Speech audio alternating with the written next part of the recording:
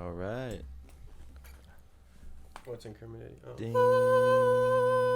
For all our audio listeners, go watch at least one. See this neon light, because this is a beautiful neon light. Unless you're unable to watch, then have a get a description. translator or whatever they're called. The people who explain it, sign language. No, that doesn't work either. That wasn't a joke. My bad. You explain sign language to blind people. Move your hands. Great way to start off my curious return. if you didn't say that, if people would have picked up on it. Yeah. That'd have been a good joke if I intended it to be. Yeah. True. Pretty There you bad. Bad joke. Well, too, welcome though. to episode 14. Episode 14. Yeah. First one in 2024. Yeah. Has Eddie missed one yet? Yeah. Yeah. Well, the Okay. second one they missed. Yeah. Oh yeah. True. I missed my first one last week. I feel embarrassed about it. No, you missed the first one. What? Setup. Oh yeah. Well, technically 0.5 or whatever. Yeah. Oh yeah. The beginning. Whatever. But that was what was it, the I won't discredit your hard work. I missed two. what's it called when they put out a game before the game actually comes out? The The prelude. demo. Oh, the demo. Yeah. I missed the demo.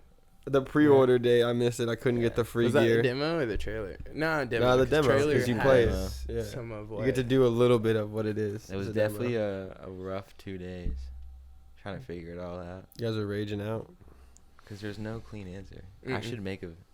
I still don't understand. Yo, it, make a Mm. tutorial. 100%. Once I understand it, but even now, it didn't work the first time. That's the I just gotta- tutorial. Be like, you're not supposed to know how to do it. You just For have a to couple do times. these That's what I was things. gonna say. You can't really it wouldn't be a I turned my computer. Can we get tutorial this flicker? or a how to. What kind of conditions You are should we working make- with here? Like You should make a whole new like a whole new category of tutorial and how tos. Sure. On my way I might make Just some called how-tos. like what worked. Yeah, facts. Sorry, what did you say? I said you should make a whole new category of like tutorials and how tos called what works. Yeah, I think it was. I just turned off my computer and it worked. So that would be the solution. Turn it for off that. and turn it back But on there's again. the No, other no, things no. you have to do for it to work. We So- should make shorts of like how to fix something, and most of them are just unplugging and replugging something back It in. would have been smart for me to do the Mew tutorial when I was doing that. Yeah. The new For one. me and myself. Yeah. Just to have it. That's a good idea. Start doing tutorials. I don't think I have That's a good mine idea. anymore. My Mew. We should start doing. I never got one actually because you didn't want to do it after you did it for you. A 1, 2, 3, 4, 5 New York City special event Mew. Oh yeah, I didn't want to do something. I was like, It's just take terrible, the Mew that yeah. you get. Say, I got one. I got one off of it was it obeyed me, because in Mew in the original games they're programmed not to Mhm. obey you unless you get them in a certain way, and I had one that obeyed me, but it's so overpowered. It can learn any TM. I think almost any TM, so it can learn anything. Except for like in the newer games, you can't learn like some of the like this legendary or mythical Pokemon signature moves, but you can teach it any TM. So you can it's really strong, so you can give it the physical attack moves, the special attack moves. It doesn't matter. The split in the early games, because there's a split where some types are always physical damage and some types are always special. It doesn't matter what they are. It's like always that. So Fire Punch is still a special attack, even though when you go to Gen 4, it's a physical attack. But it can learn everything. So you just give it the 4 best moves for coverage, like Thunderbolt, Ice Beam, Flamethrower, and then whatever you want for the last one. And he just whoops everything. So that I stopped using him. true. It's too easy. Just the OP. It would make sense. I showed Eddie this glitch Alright, why they in didn't let you yellow. get 'em. There's a glitch in yellow that forces a spawn of Mew at level 7, I think, and you can catch him. And I did that. I showed Eddie how to do that, and he did it. So he was playing, and you can do it on like the 3DS version too. So Eddie had him in that, and that makes sense because that game's actually hard. If you're nuzlocking it, it's actually a difficult game. Like there's Pidgeys in the forest that are like level 7. If you pick Bulbasaur, you just get slapped. Like they just gust you. You get cracked, and that's over. It's so hard. At the end of those games, they should have made it so you can do at least like see Mew, so you can get your Pokedex like all the way. Mm-hmm. Now you don't have to give it to the people, but at least be able to like not have just an empty space. You can't. Mhm. Yeah, that's been one of my biggest gripe with Pokemon games, is especially in Gen 4 and Gen 5, because they did so many events when the DS could do wireless. Because that was after like you would need like bring your Game Boy in and put the link cable, and they had a few. the link cables, Yeah, man. they had a few events like that, but Comment down below if you Mm. remember the link Ooh, cables. Yeah. Which actually reminds me, there was one game that we played all the time, and it was Zelda 4 swords, Yeah. and you connect 4 Game Boys, and everyone had their own color. I got it for GameCube. No. So we need to play. All 4 of us need to That'd play. be dope. Yeah. So I Yeah. got it for the GameCube, so we I can was play thinking it. that 'Cause about. I saw it on, it's like $80. I was like, I am getting this, dude. Hell yeah. I was thinking that on because me and Eddie started playing Peggle again. So we used to play Peggle, like we used to play the fudge out of Peggle, like when we were younger. What's Peggle again? Is it Peggle's the one with balls? the yeah. The little yellow guy? We had it for We can't just free say on- Peggles and then say the one with the little balls. We had it for free on the Especially because, because 360. like if you look up Peggle, the first thing you see is a unicorn. So, Oh. but We had it for free on the 360. yeah, Okay, I don't really know. it was definitely. I remember I want to the say it was picture of it. 360 exclusive.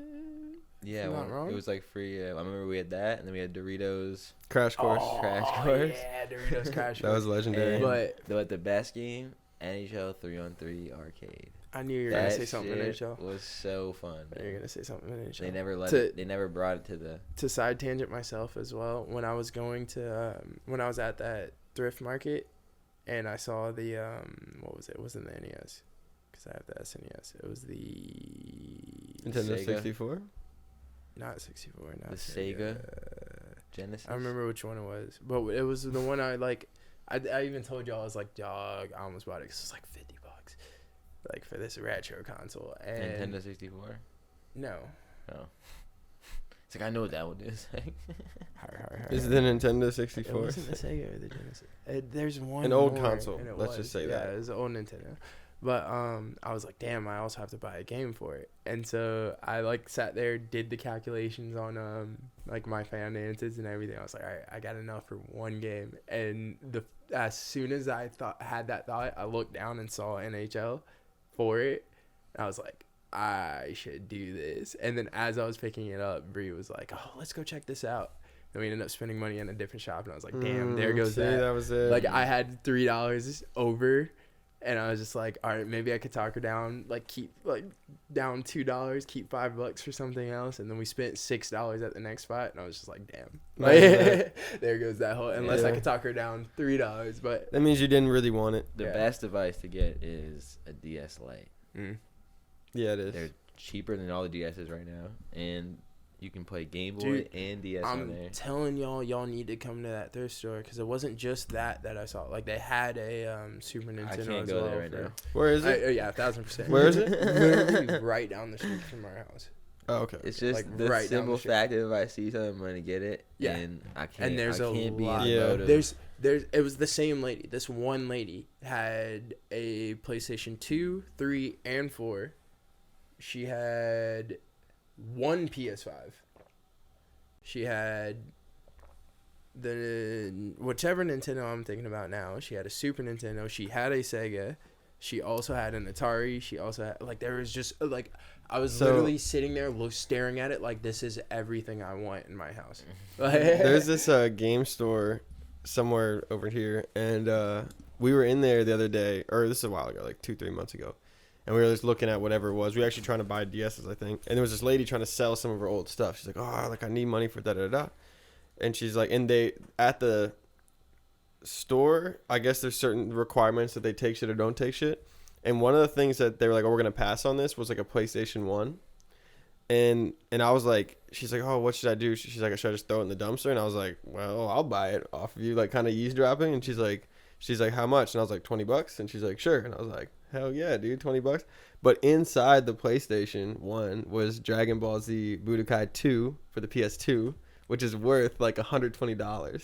That's wild. So I'm like, I was like, I saw it and I just closed the bag. I was like, hell yeah. That's wild. So that's up there, sitting in there. But $100 come up. yeah, but what I was saying before we get too far away from the DS thing, when they added because the DS had the wireless, so you can connect to Wi-Fi and do the events.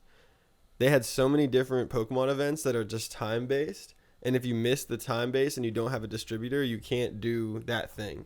But I have like the distributor cards, so you can change your DS date and I can still do it. But the masses of the people, there's parts of these Pokemon games like Mew that are locked behind these walls that you cannot access if you don't have these certain things, or like an action replay. Can't get the 100. Yeah. There's a beauty in that though. It is, but also I wish, like, okay, they re-released BDSP Forced or Diamonds and Devotion. Pearl. Yeah, they re-released it, and within the first 3 months of the game coming out, they had the Arceus event, They had the Cresselia event and the Darkrai event, which are 3 mythical legendaries, whatever. And if you didn't do it within the first 3 months, and I get it, they're trying to sell the game, so get it now so you can do this, then you can't do the event at all. Which, you know what I respect? If you could always get it, but it was like in a place in Japan where it was like the spot you had to go, so you had to travel in the world to go get your Mew if you wanted and to that do would it be now. cool. That way you still create the Yeah. whatever, Needless but to it's still say, possible, 'cause if you sell a kid now Fire Red, like if I gave Carter Fire Red, he can't get Mew. Well, I did everything so we can do it. But if you don't do that, basically cheating, then you can't do it. And then it's like, if he loves it, it's like, how do I get it? And you have to break the news like, you can't. See, but that's what I There's said. a part of it where it's like that plays into that beauty and that forced devotion of it, because then it's also the thing of like imagine there's only so many people that can say I 100%ed any of those games. Yeah. Especially That's saying true. I did it naturally. Yeah. Like clean without cheating. I bought this game the day it dropped. I played it. yeah, I played but this also event. you're I did this discarding. event. I did this. You're I did discarding someone from getting the chance. See, yeah, this I'm 1000%. in the middle on it But- because on one side, and this is it honestly does. If you were born in like '95 and you're 1 year too young to tell your parents what you want, and you missed it yeah. by like a day. Like when I wanted to do the flip phones, I missed it by like Yo, I found flip phones. less than 2 weeks. I found them. Okay, bet. But before that, Yeah. I missed the Verizon cutoff by 2 weeks when I was and I was like, "Are you fucking kidding me?" And it's like, okay, imagine that. Like you get your game for your birthday, and it was 2 weeks ago. You're like, You can't do it ever. can't do it. See, So in that point, but I see your perspective of the beauty of the fact of the people that did, but it's just like people that didn't get the chance. There's no way to do it. It's a So two-way it's street. I'll tell you this. I played Rocket League like in the very, very early stages in the game. Like not many people. It For was one of sure. those like on the console people just sit and play together at Yeah. that point. No one played. It wasn't a massive online game. And I had the original 2 DLCs for the game, which was a Batmobile and a DeLorean. The DeLorean had 2 different colors, the blue one and the orange one. Those are there was nothing else. Nothing else. That was it. I had those. I stopped playing the game for years. Then I'm over at my cousin's house, and my cousin Mark is playing the game, and I'm like trying, Probably like and 4 years he's into like it. mad nasty, years. like he's Shout out Mark. he's Screw really Mark. good. Oh, and he Yeah, won the championship. championship. Shout out Mark. Should've been Screw Mark. Should've been me. So anyway, he's like mad nasty world at it. knows Like it. he's crazy. he's doing aerial shit. Like he's good. And I'm like, and then he's like showing me the cars and stuff. I'm like, oh yo, I got these. Like the only things I could really flex on this game at this point is one, my established thing, because like the year you start playing, you have the established. I'm like the established thing, and his is a year before mine because people would play on his console in that like at whatever the party, so that he has the year before me, but that doesn't matter. So he checkmates me on that. But I have the original cars, and I'm like, yo, I have these original ones that like came out when the game first came out, and then he's like, oh, these ones, and he pulls it up, and I'm like, what the hell, how'd you get these? And because his established is years past mine, and he's like, oh, they dropped them like a year ago or something, and there's a part of me that hates that, because the cool thing about Pokemon, or even the Pokemon that I play online, is the exact second you caught a Pokemon is stamped and it shows it. So you have that, if you have that reoccurring, like the Darkrai event, and I caught the Darkrai event in I didn't actually do the events. I have all the keys for them because I was like, I'm gonna get them. But I caught the Darkrai because I wanted to shiny hunt them. I was like, I'll do it eventually. I was like, I did the Darkrai event the first year it came out. So your Darkrai is a 2022 Darkrai versus someone else's a 2024. I wish they had that, because I would have a DeLorean that's like 2015 or 2016 DeLorean, while you have the 2019 one. I mean, that's true. And I think it's a balance, though, because you got to think about how big Pokemon is. I didn't even realize how big Pokemon was until for Christmas, my aunt got a trivia game, and one of the packs in it was Gamer Life. And so I'm like, let's play that one. I'm about to dust everybody, but it was all these like just random questions.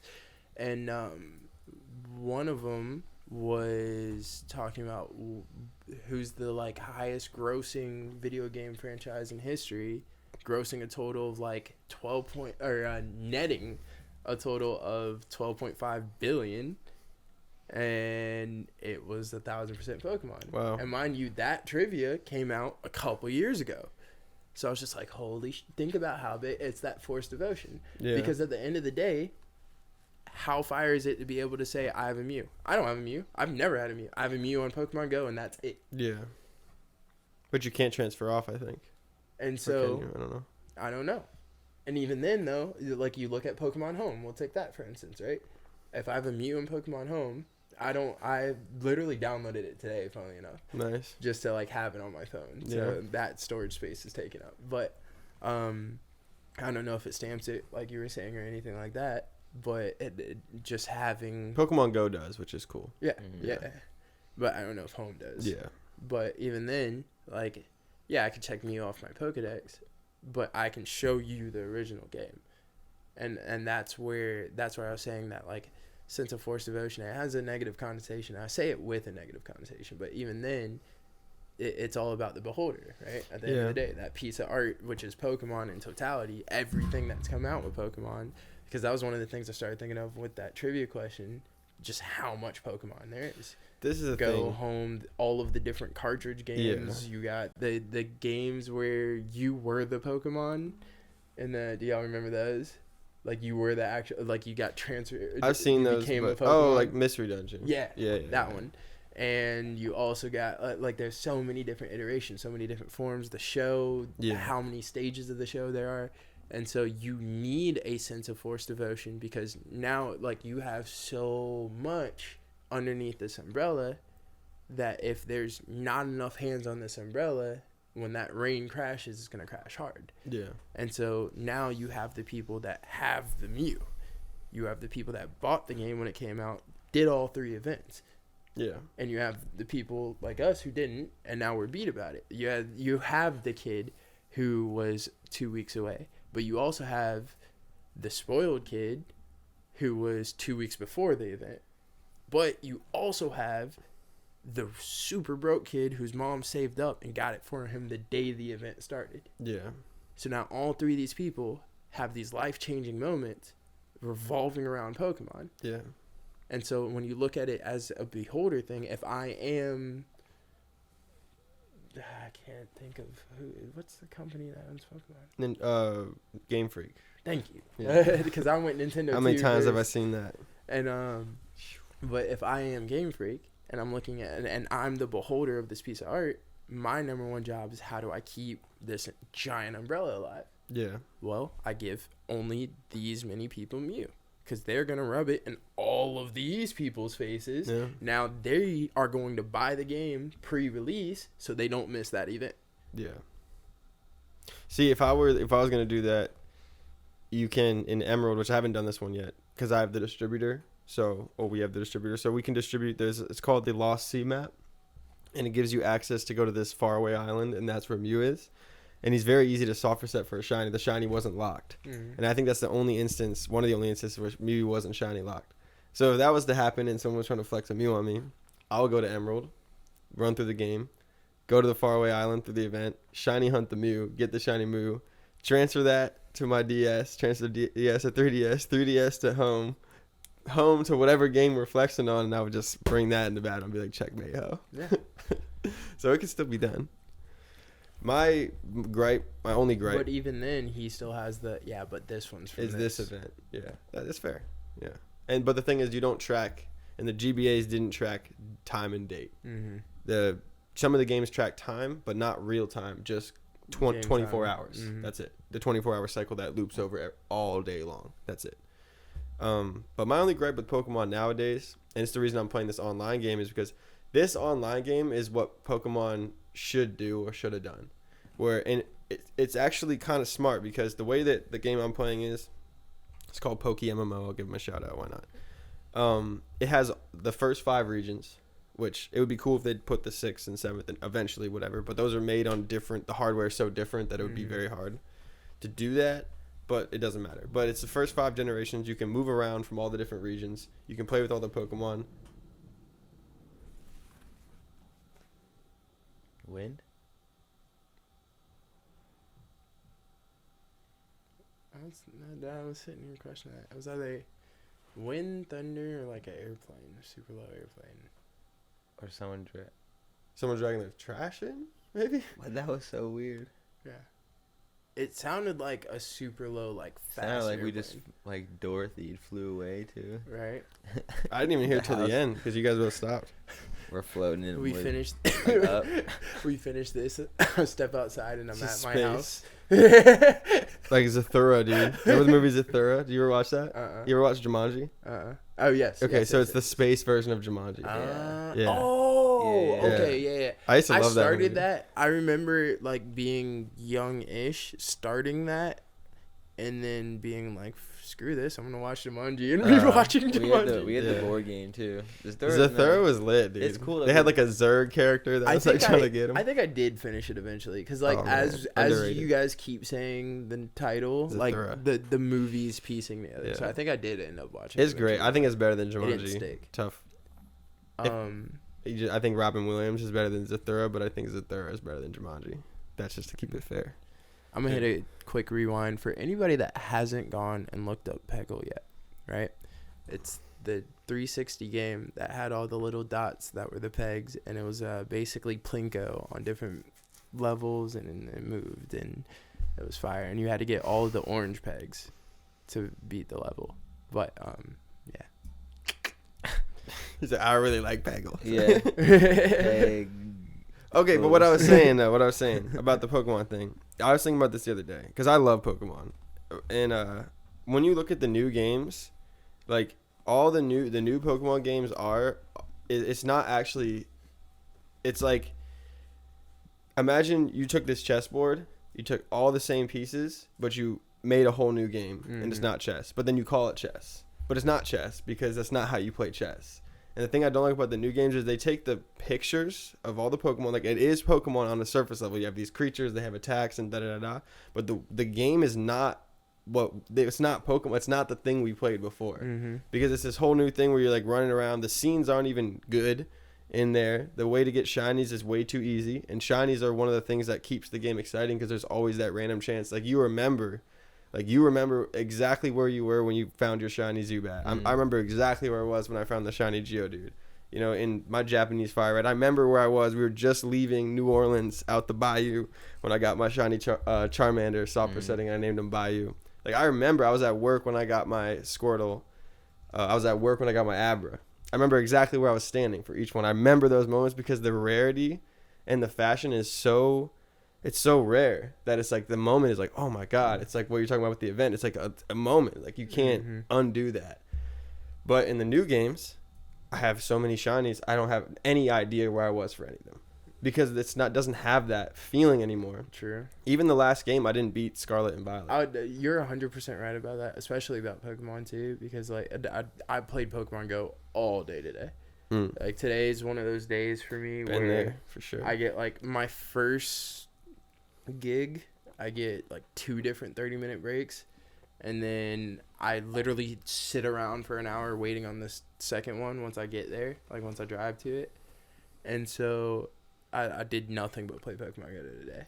The thing about Pokemon Go is it's the beta for the next closest thing for Pokemon to actually be real. Yeah. Besides For, just like, the reality of it being an entity in life. Yeah.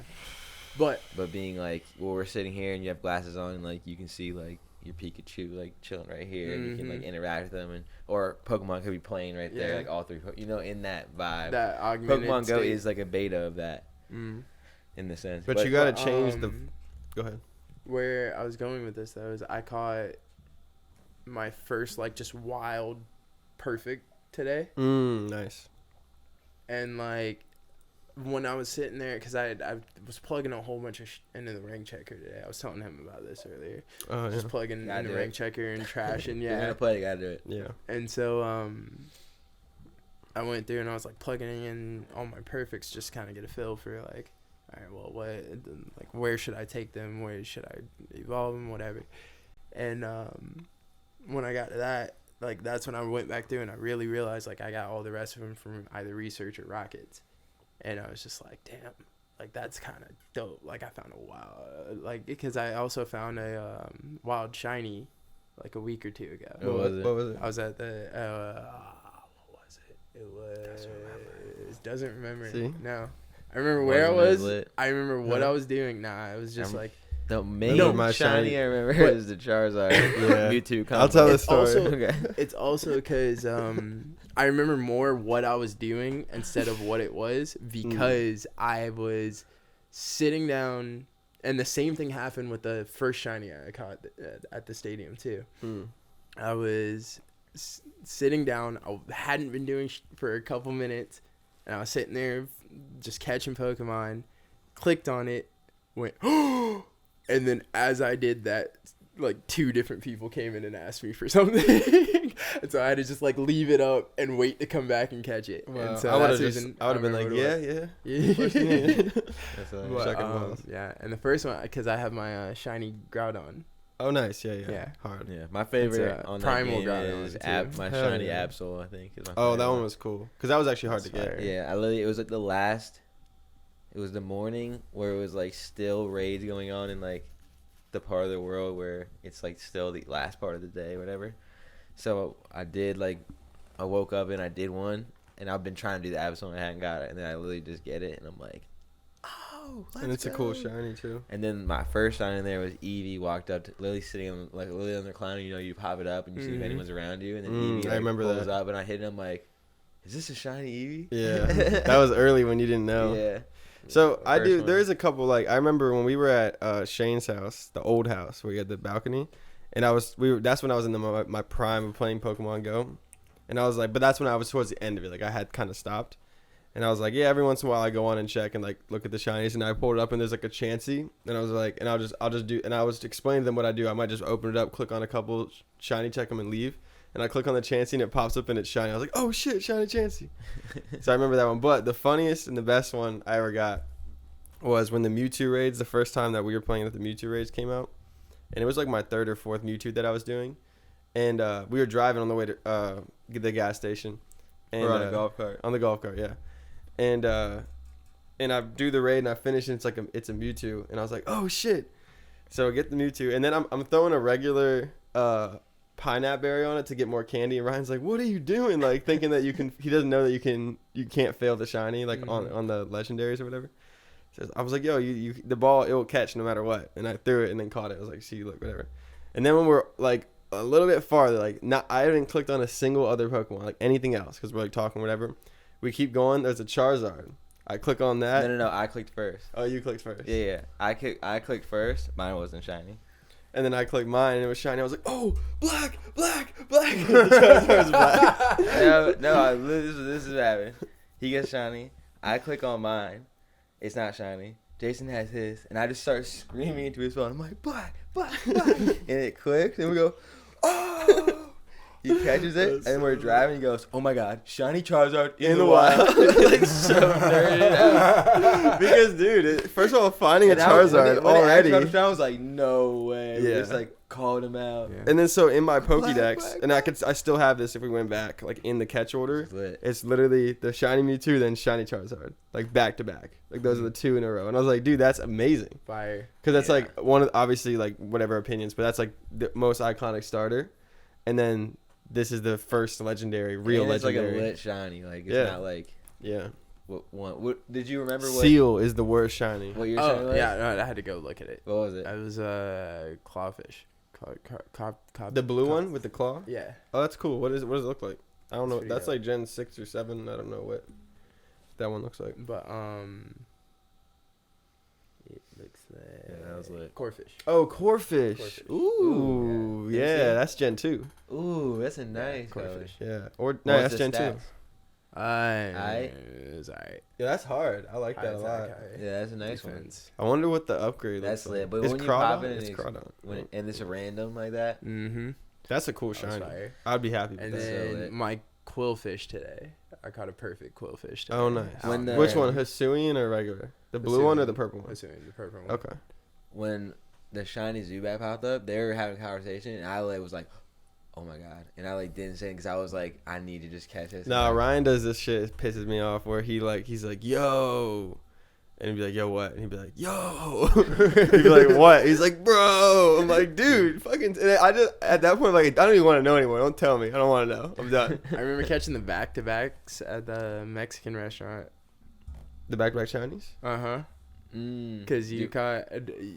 I think I caught mine first. Oh, yeah, everyone you were got it but me. Yeah. Yeah, you're like, "Oh, there's a shiny," and then what was Well, it? it was- What was it? It no. was a Lickitung. It was, yeah, I looked down, or I just had Pokemon Go up, and like hadn't been playing it, but I looked down, and there was a couple that had popped up, and I literally just thought to myself, I was like, hey, one of these are shiny. Clicked, and it was, which one? I have a couple now. It's a Lickitung. It was Lickitung. No, yours was Lickitung. Oh, yeah. I caught the, that's right. Caddy. Yeah. Del Caddy. Because usually when I caught the someone Delcat. catches Let me see one, your shinies. it's either there's like... Yeah, I got a couple now. I'm proud. Yeah, I remember when I talked to you went from, before, like, you had 2. nothing. Yeah. Because, there'll be times where you catch a Pokemon, and if you and the person, you catch the exact same This Pokemon. is one of my favorites ever. It's the coolest in Gen 3, Let me see. the Staryu. Shiny Staryu. Because it's like white instead of the yeah. blue. Don't evolve it. No. It looks way better like this. Shiny you. That's amazing. Cryogonal looks pretty similar. Yeah. Oh, it's pretty Cryogonal's cool with the dope. gold, you got some actually. shinies I got now. that one in the event that just passed. You got Mm. some Not too long shinies ago. now. Yeah, I do. Check it Look out. at you. You got more than 3 rows. Hell yeah. Well, I have exactly 3 rows. 'Cause the Oh, Woobat's nice. lucky, not shiny. Well, Oh, okay. Lucky's Lucky's not shiny. No. But Oh, yeah. Look at that. Facts. yeah, no. But Nice. I caught because I looked down and I literally I said it out loud too, but nobody heard me. I was just like, one of these are shiny. Click the Delcatty, it was, and I started just freaking remember out because that. Ryan looks as I'm clicking it, as I'm having, because I think you turned to me to figure out what I was saying. Because nobody heard it, and watches me click it. I see him just whip his phone out so fast, Yeah. start just I'm click, like, click, oh, click, shinies click, are around. Yeah. got the lucky, Get them while they're hot. or Yeah. got the shiny And then the Lickitung. Lickitung, which is lit, because I Yeah. didn't have Which that. is a cool shiny. They all It's yellow. always nice when you get one that you don't have. Mhm. Yeah, definitely. It's like, Something new. Shiny Dex is coming along. I haven't played Pokemon. Can you? Honestly, since Jason and I played 36 hours straight, I don't know. I haven't never been the same on the game. You do kind of I do find I get burnouts. It's the bad balance, but I get burnouts when everything is too easy. Yeah. When everything is too easy, I no longer enjoy it. And honestly, respect this is that. gonna be a segue, but this is what's coming. It's gonna sound weird, but going into my work. Mhm. I was talking to one of the regulars about this. I was like, I've gotten to the point where in this space, I've mastered this thing. Mhm. I don't make a single bad drink. Mm. Everybody's like, oh my god, My And it's- tables have begged to differ. yeah, right. I doubt it. There's that one, Which one? but it was just she was a bitch. Well, dude, I'll tell you this Yeah. story. I'll tell you the story. There was this lady who sat I down. have an arch nemesis that comes in. I have a kind of arch nemesis, but not really. Somebody who's he's low key, but he's just overall a hater. But He just hates on and everything He comes back. every day. Okay. But he's just a hater. Oh, He's two not that every day. two stories. It's all good though. He's just a little older, and he's kind of Well, let me get this in before we leave Uh, Pokemon, right? yeah. The biggest reason I was playing Pokemon Go all day is because I couldn't remember how to get to your. Yeah, you had me today.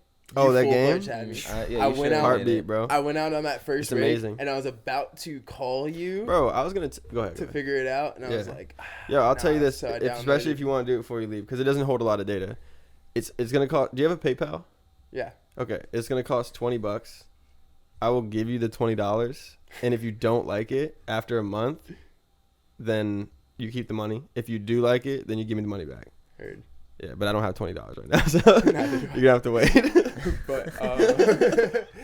But yeah. But I will do that for you and full Eddie. fledged had me today because Yeah. I even just started kind of looking up hot words to try to get there, and I didn't, and so I was just screw it. So Yeah, I If you're gonna play a I game, devoted it's, to and you Pokemon like Go it's instead. one that you See, can. It gives you where you can. It's longevity. Mm-hmm. There's Yeah. always something to build on, and you can do it on the go or on the lap, whatever. you know, Yeah, so that's the beauty of it. I haven't done it on the go because I don't really play games on my phone right now, and Mhm. I haven't in a while. So in that sense, that's why I haven't done It it. really is the best Pokemon game because it's the first 5 Gold. games. I know, and I hate to say that because I hate to be the person to be like, oh, this is, but it actually is the best because I did play another online Pokemon game a while back. Do you think that's because of the nostalgia? Do you think No, because I started playing Kanto and I stopped playing it because I've played Kanto, and that's the original region, Gen 1. Because I've played Kanto so many times, I was like, I don't want to play this region anymore. And then that's why I started doing my Nuzlocke on the same game. But then I started doing the PvP because I was like, I don't feel like playing the campaign. I'm going to do PvP. And the PvP is like Showdown. But the difference is when you do Showdown, all you do is climb the ELO. That's it. There's nothing else. You can build teams on there, but this game, you can build teams on there not just by selecting everything, but by actually hunting for all the Pokemon, getting yourself farming, breeding, selling, whatever it is. Like when you're playing Pokemon as a kid, you always wanted to sell Pokemon. When you were low on money, like I wish I could just sell Pokemon and just make some money. You can go on the online and sell Pokemon. The shiny odds are 1 in 30,000, so it's like extremely difficult to get a shiny in your own like original trainer, and that makes it even rare because it's like you can go buy a shiny, but when you got it yourself, that's your shit, that's your thing. So, but if you don't feel like playing it, you do the PvP and you can do randoms. That's what me and Eddie were doing, just the randoms. So it's like so many games. Yeah, check out the live stream. All in one. Yeah, it's the first 5 generations all in one. Also like it's showdown. Like it's a global everything. Chat. There's like a chat around you. And then one time I just saw these people standing next to her that I clicked on them. I could spectate their battle, and I watched them battle. You can every live battle that's happening. You can watch them. It's a big fire. thing. You could watch every live battle, so you can like, find like the best players. So we could do like tournament. Yeah, you could do tournaments. Yeah, you could be like everyone meet up here. Yeah, we all meet up. Yeah, we can be in different. We're all in different computers, and we all meet up in Kanto at this region right here. Heard. And we'll meet up there. That's pretty dope. Yeah, and you can play together. But, two stories. You can change the 2 stories. Fuck. Okay, first one. This is back to work, but there was a lady who came in, and it's weird because where I work, like a martini traditionally, you probably use gin, olive juice, whatever. And so I'm like, she sits down, but most people who come in, they say martini, they really just want vodka shaken in a martini glass. That's it. They don't want anything else. Maybe a splash of vermouth around the rim. But most people want vodka, like they just want shaken vodka. So. But so she sits down. She's like, "Oh, I'd like a martini, please." But like it's not like a rum and coke where you say, "I want a rum and coke," and it's like, okay, it's like that's not a drink that you can just be like, "Oh, a martini," because the way people come in and have different preferences, you have to be able to do it to the way they want it. So I'm like, "Oh, would you like?" Because most people don't want olive juice. I was like, "So do you want olive juice or vermouth?" She's like, "Vermouth." So I put a little bit in there. I didn't put that much, but I put more than I usually put in there because I'm like, just trying to feel whatever it is. And I was like, and she's like, "Oh, and vodka, please." So I was like, okay. So I made her the drink, and she's like, "Oh, this is whatever." And I was like, "Oh," I could tell she didn't like it. I was like, "Oh, do you not like the drink?" She's like, "Oh, like all I taste is alcohol." She's like, "Did you even put any vermouth in there?" And I was like, "Oh, yeah." And so I was like, "I'll remake it." So I remade it. I poured even more in there, and I was like, "This is way too much. Like this is not good." I knew it was shit, but I was like, "This is what you asked for," so because I asked you, but she had no idea what she was talking about, which I should have read that, and that's my fault.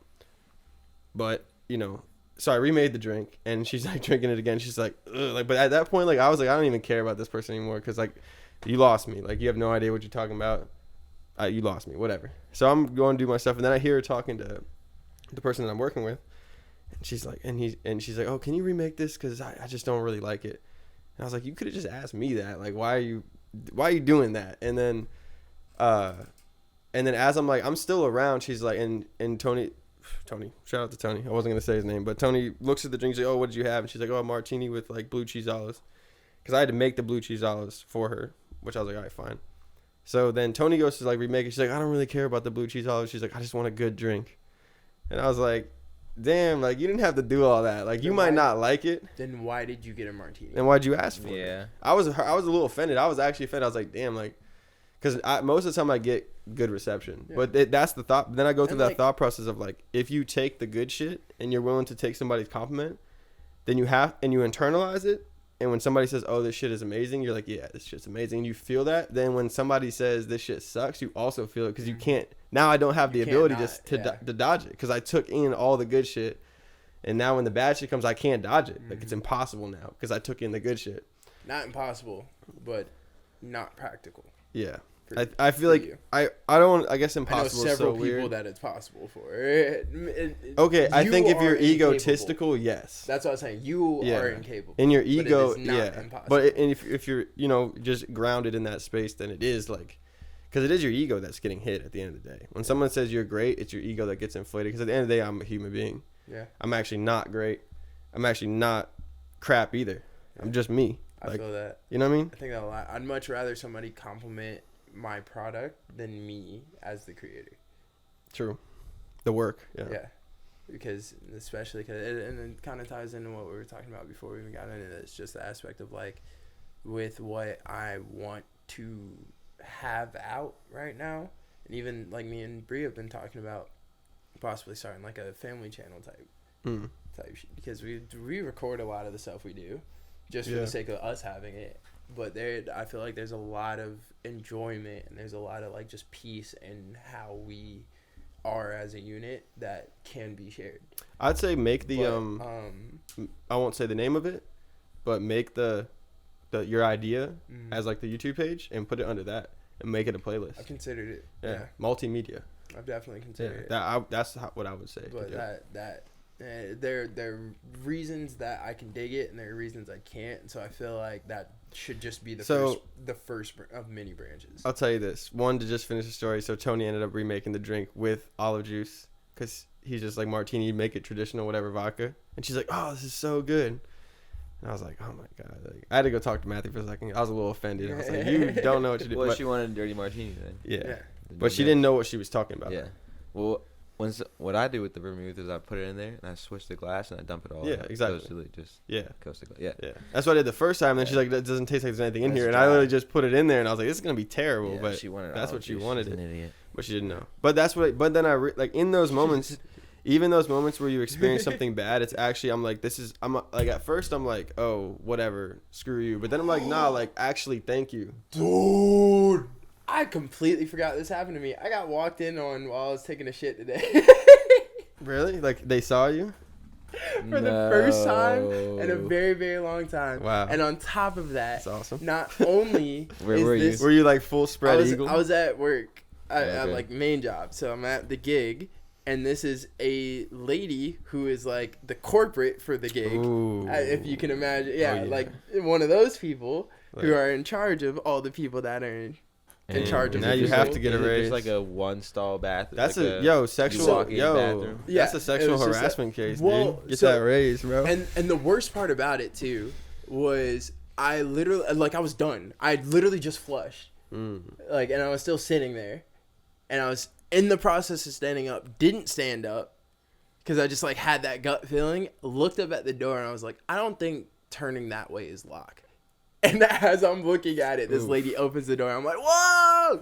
And so like we have the whole. Did she do one of those like, oh shit, I'm sorry? Yes, but like if he. my initial, But she was like, oh shit, I'm sorry. yeah, that's what I was Opens it back up. because it was hilarious too. Because my synopsis, as I was thinking about it, because this gig has an elevator and there's 3 floors. So I was riding the elevator. I went all the way up to drop off my stuff and go take my shit, and then I ride back down to go get my peoples, right? And so I as I was riding back down, I was like, she did take a rather long time to close that door. Dude. Because for me, the second, like, if I hear somebody talking inside of a bathroom while I'm opening the door, I just close it without looking. Like, I don't want to know who's in there. But I hate anyway, even walking by and like at the corner of my eye, I see like the little slit where somebody. I don't even want to see that. So this lady is not only Peep sheet. Yeah, it's like not only like a higher up in charge of the people that are in charge of my peoples, right? And y'all can process that. She is also happens to be a family member of one of my peoples.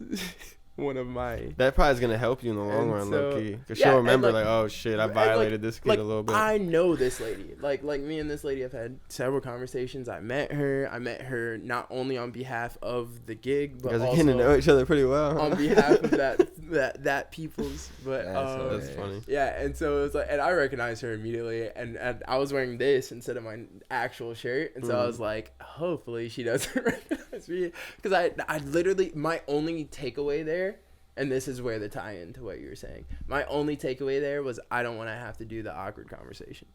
Like, that was it. That was the only thing I did not care that it happened. Like I said, I forgot, because in the moment, like, because I was standing up to wash my hands, so I kind of like pulled my shirt down. She closed the door. I stood up, washed my hands, and left. Like, I didn't even lock the door. But That's hilarious. in my head, as I was washing my Shit with hands, the door unlocked. In a public space. no, Just ask. That's more free than that. What I was was like, I wild hope for me- someone watches. I did try it before. Test out your, And he did one of those shits where he just takes off his pants. Pants are hung up. how in tune am I with the timing of the universe? Just I going in and turned- shit with no one bother me. Or I will turned they? I turned the lock before I left. It goes further, like if it's sitting in the middle in its resting position, it goes further towards unlock than it does towards lock.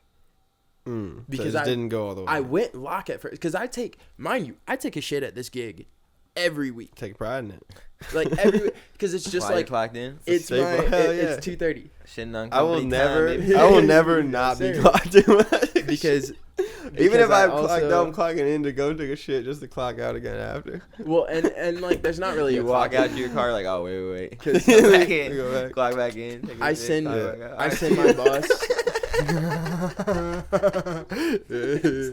Not the RSC. Signing off. Appreciate it. You had already dapped up everybody. For this job, I just send my boss times, and she wants us to be there. Dead, bro. She wants us to be there, not in the building, but there in the parking lot at 2:30. So we mark 2:30 anyway, but it doesn't actually, like, we don't get the peoples till 3. And so Yeah. I always sit in my car because, like I There's said, 3 floors in this place? Yeah. Damn. So it's basically like the very first stage is on one floor, and then In the city? Yeah. Ah, makes sense. it's like it's Makes a sense, big. makes I'll sense. say the name because once I say it, y'all, I don't know if y'all have heard about it. You know what? I'll drop this. No, don't. Because- No. No. But Nah, please don't. more work for Ryan. I'm dropping it. Did you guys know that there's a young women's center as well as a young men's? I didn't even know there was a young men's center. YMCA. What is it? YMCA. Oh, that's young men's center? Yeah. That I thought it feels was pretty like outdated. Young men's I thought it center was of like, why are we doing this? But there is also a YWCA. I didn't know that. But yeah, that's that was funny as something I shit. learned last year. It's last year. Happy New Year's, guys. The thing is, when Ryan starts telling What? jokes, nothing else that's happening is gonna. There's no focus at all. Because when It's Ryan okay. starts telling jokes, it's just. I'm not that's even it. talking to y'all. It's right now. over. But anyway, Yes, Elaine. I'm dead. yeah, so that happened to me today. But where I was going with this and where it ties into what you were saying was in the moment of me washing my hands, I literally had the conversation with myself, and I wish I've had this years ago. But I was like, it's a choice to be embarrassed. Facts. Because, like, it didn't matter to me. Because Yeah, I wasn't, for sure. it wasn't like I was I had already flushed my shit. That's what I'm saying. You should Yeah. always, you should from now on shit with the door unlocked. Bro, Oh, yeah. This is a whole other thing. Be like, Trust. I dare you to come to this bathroom. Yeah. So I have a couple things. But one, the last time that happened to me, we were at like an amusement park in Canada, I think. And I was like, the door wouldn't lock, but of course I had to shit. So I go in there, and my dad had come in a little bit after, and some dude comes and opens the door, and I'm sitting there like kind of mid shit. And I like look up at him like this, and he just literally just stares at me, looks at my dick, and then closes the thing. And I was like 12. Like, what the hell is wrong with you? I think if I say when you, me, and when we went, I think was it Canada's Wonderland. I'm not telling that story. I'll tell that story later one day. It's my I thought that's where you. Yeah, it's too early for that. Yeah. But go ahead. Well, I was just going to say, I feel like most people's first instinction is to look down. It is. Mine 'Cause I is know- too. I'm like looking. I said, yeah, like I said, she took a what I considered in the moment an What do you mean? I abnormally looked down long first. time. I didn't even see your face. I Yeah, did. his eyes lined up just in Like, case. Did you see this man? No, but I saw it. Can you get all of them to lower their pants Yeah, and I yeah. can tell And you sit who on a your toilet. suspect? I'll be able to eyeball him immediately. I need 5 minutes with you. But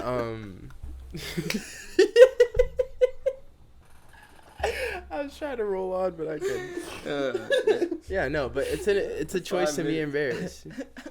And that ties into the whole, like, if you're absorbing good, you have to absorb bad. Yes. And I feel like at this stage in my life, I'm not really absorbing good. That's where I'm coming to. Actually, and it's because I'm absorbing so much fucking bad. And I'll tell you this. This is like it's actually one story that will lead into it. Like, okay, I'll tell it because it's a long story, but I'll tell it shortly. I had this dude sit down. He was like a semi-regular. He comes in like once every 2 weeks or once every week maybe. And he was here with his wife and then one of his wife's friends. Normally it would just be him or him and his wife. And I served him before, and they weren't amazing tippers. Kind of on the low percentage, but it is what it is. One day, they're having a great old time. They run up a check that would have been like $380 if I charged them for everything, $350. I charged them about $280 because like at that point I'm like, you're spending so much money. Like every single margarita they wanted a shot of Malibu on it. They drank like at least 12, 13, 14 margaritas with Patron. So it's a lot. That's a lot. It's a lot of liquor, first of all, because you don't put just one shot in a margarita. It's already big. But then another shot, I didn't charge them for any of the Malibu because I'm like, you're already, an extra shot of Malibu was like $8, $9. You're already spending like 20 something on the margarita because the doubles they wanted. So they run up a crazy check to $280. Would have been way more. And they get food and all that. And then they're running me around with the food. Like, oh, this is not good. They're like, it's like, I want the steak redone. It's not cooked right. Fair. Cool. I go get the steak redone. I come back. She's like, oh, well, I ate all the chicken in the ravioli. Now, what am I going to eat the steak with now? So I had to go get her more of that, which is like, come on, bro. Like, really? After all I've done for you, that's how you're going to do me? So I was like, whatever. Cool. Oh, I want hot sauce. There's like this much hot sauce in the bottle. She's like, oh, I don't want that bottle. I want a new one. Go get a new one. All this. Like, they're running me around like crazy. But I'm like, you know what? The check's big. I'll deal with it. I bring it. They close out, whatever. The dude leaves me $15 and then skips out. Real quick.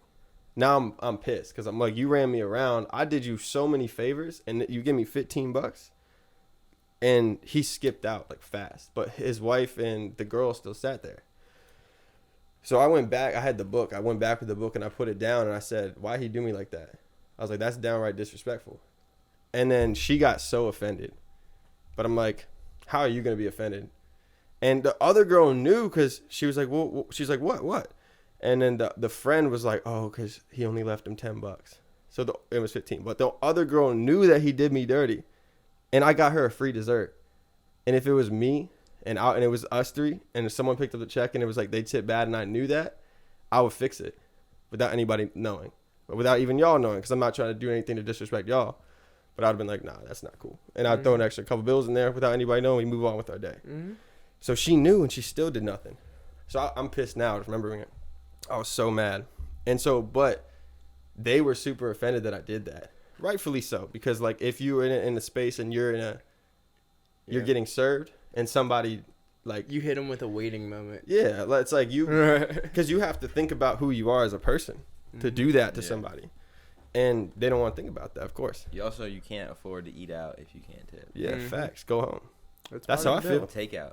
It's part of the bill, man. Yeah. That's part of the experience of getting served. Yeah. And I was good too.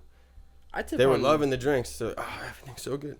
I tip on the dumb tablet things. See, like where like you really didn't even do about anything. Shit, then there would be like but thing. Point is, right? Math class should cover how to be a consumer. 20% guarantee. Driving class wouldn't just be you gotta go to school outside of school to do it. It'd be like part when you get to 16. Yeah. You learn this whether you drive or you don't. You learn the class. You learn the rules of the road. You learn the unspoken rules of the road and this and that. Or you learn it you take the pre-class sophomore year and you take the real class junior year. Because by that time, you're probably close to getting it anyway. Didn't they have that? I remember like old movies, like having like drivers at school. Yeah, like, I'm sure it was just, it was probably money that stopped it. Like 21 the cost of cars, the cost of whatever. It's probably money. Yeah. But anyway, so the dude is obviously wasted because I served him so much. But she calls him, and so he comes back. I don't know where he was, but he was gone for like 15, 20 minutes. He comes back in, and there was another coworker. I'm not going to say who it was, but I'll tell you after. Who was really she was like shaking her head at me and she's like, you should not have done that. And I'm pissed. I'm like, what are you talking about? Like, that shit is so disrespectful. Like, she's like, oh, the tip is optional. I'm like, no, it's not. It is, but it's not. So don't give me that shit. So I was heated and she was like really like disappointed. Well, first of all, I'm like, you're not my mom. Bill, like, it probably shows what, like 18, 20, 22. Shows the bill. Yeah, shows it. You could have left me 18%. Yeah. Shit, you could have left me 30 on it and I would have been like, yeah, 10%. Damn, really? But all right, whatever. Yeah. But $15? Because you're like $30. All right, fuck it, $30. Yeah. You know what I mean? Because 10% of a big bill is still like a decent amount of money. Yeah. So you know that it should be this, but you're like, all right, I didn't get. It's worse in my opinion to get like 5 on 100. Yeah. Than it is to, get 5 on 30. You know what I mean? Or like, yeah. Yeah, because you want at least if it's a decent enough. Because if it's like, dude, I had a dude come in and he was on a business trip. His bill, he came in 2 days in a row because the first day he came in, I guess he was impressed with my service because he seemed like a lonely person. Was he Russian? No. But he seemed like a lonely person. And of course, I'll just do what I do. So his bill was $50. He left me 40. Then he comes back the next day And I was like, oh, good to see you again. And then he's like, oh, yeah, I asked for you. Like, you know, I'm headed out tomorrow. Da-da-da. He gets the same exact stuff. And I take care of him. He leaves me $40 again on 50. So over $100, this guy left me $80. So 15 on 280 is crazy. And so he comes back in and he's like wasted. And he's like, oh, do we have a problem here? But he says it, and then he turns to the person who said that they were disappointed in me, the other coworker. And I just look at him. I can see how wasted he is. And I'm like, nah. And I'm like, nah, man, it's just part of the job. But still telling you that there is a problem. Mm-hmm. But I was like, it's just part of the job. Like saying like that what you did was foul, but it is part of the job. Yeah. And then the girl, but I can't do anything about it right now. Exactly. And like, what am I gonna do to be like, I can't, like, I'm gonna lose my job to do anything crazy, and I'm too smart for that anyway. So she like ushers him out, and then that's that. And then he calls back, and he like said that I threw the book at the girl, and I'm like, pull up the cameras, bro. Like, of course the manager was just like, and it was the the one you bowl with, and he was just like, come on, man. I was just like, and he's like, you probably already know what I'm going to talk to you about. And I was like, yeah. And I was like, I shouldn't have done that. Because in that realm, I shouldn't have done that. Mm-hmm. But in reality, I would do it again and again and again and again and again. Because if you're going to be disrespectful, somebody's got to let you know that's foul. Mm-hmm. It doesn't even matter. Like, it's not even about like anything other than like, this is right versus this is wrong. Everything else is to the side. This is right. This is wrong. Period. And, so, yeah, but nothing ever happened out of it because I'm good enough in my job to be able to skate that one off. And so that two sides to the story. That moment led to, like, one, he was claiming that I was, like, because I threw the book. So he's saying that I threw at his wife, right? Mm-hmm. And if I took a book and I physically assaulted a woman, that would be a huge problem. I wouldn't do that.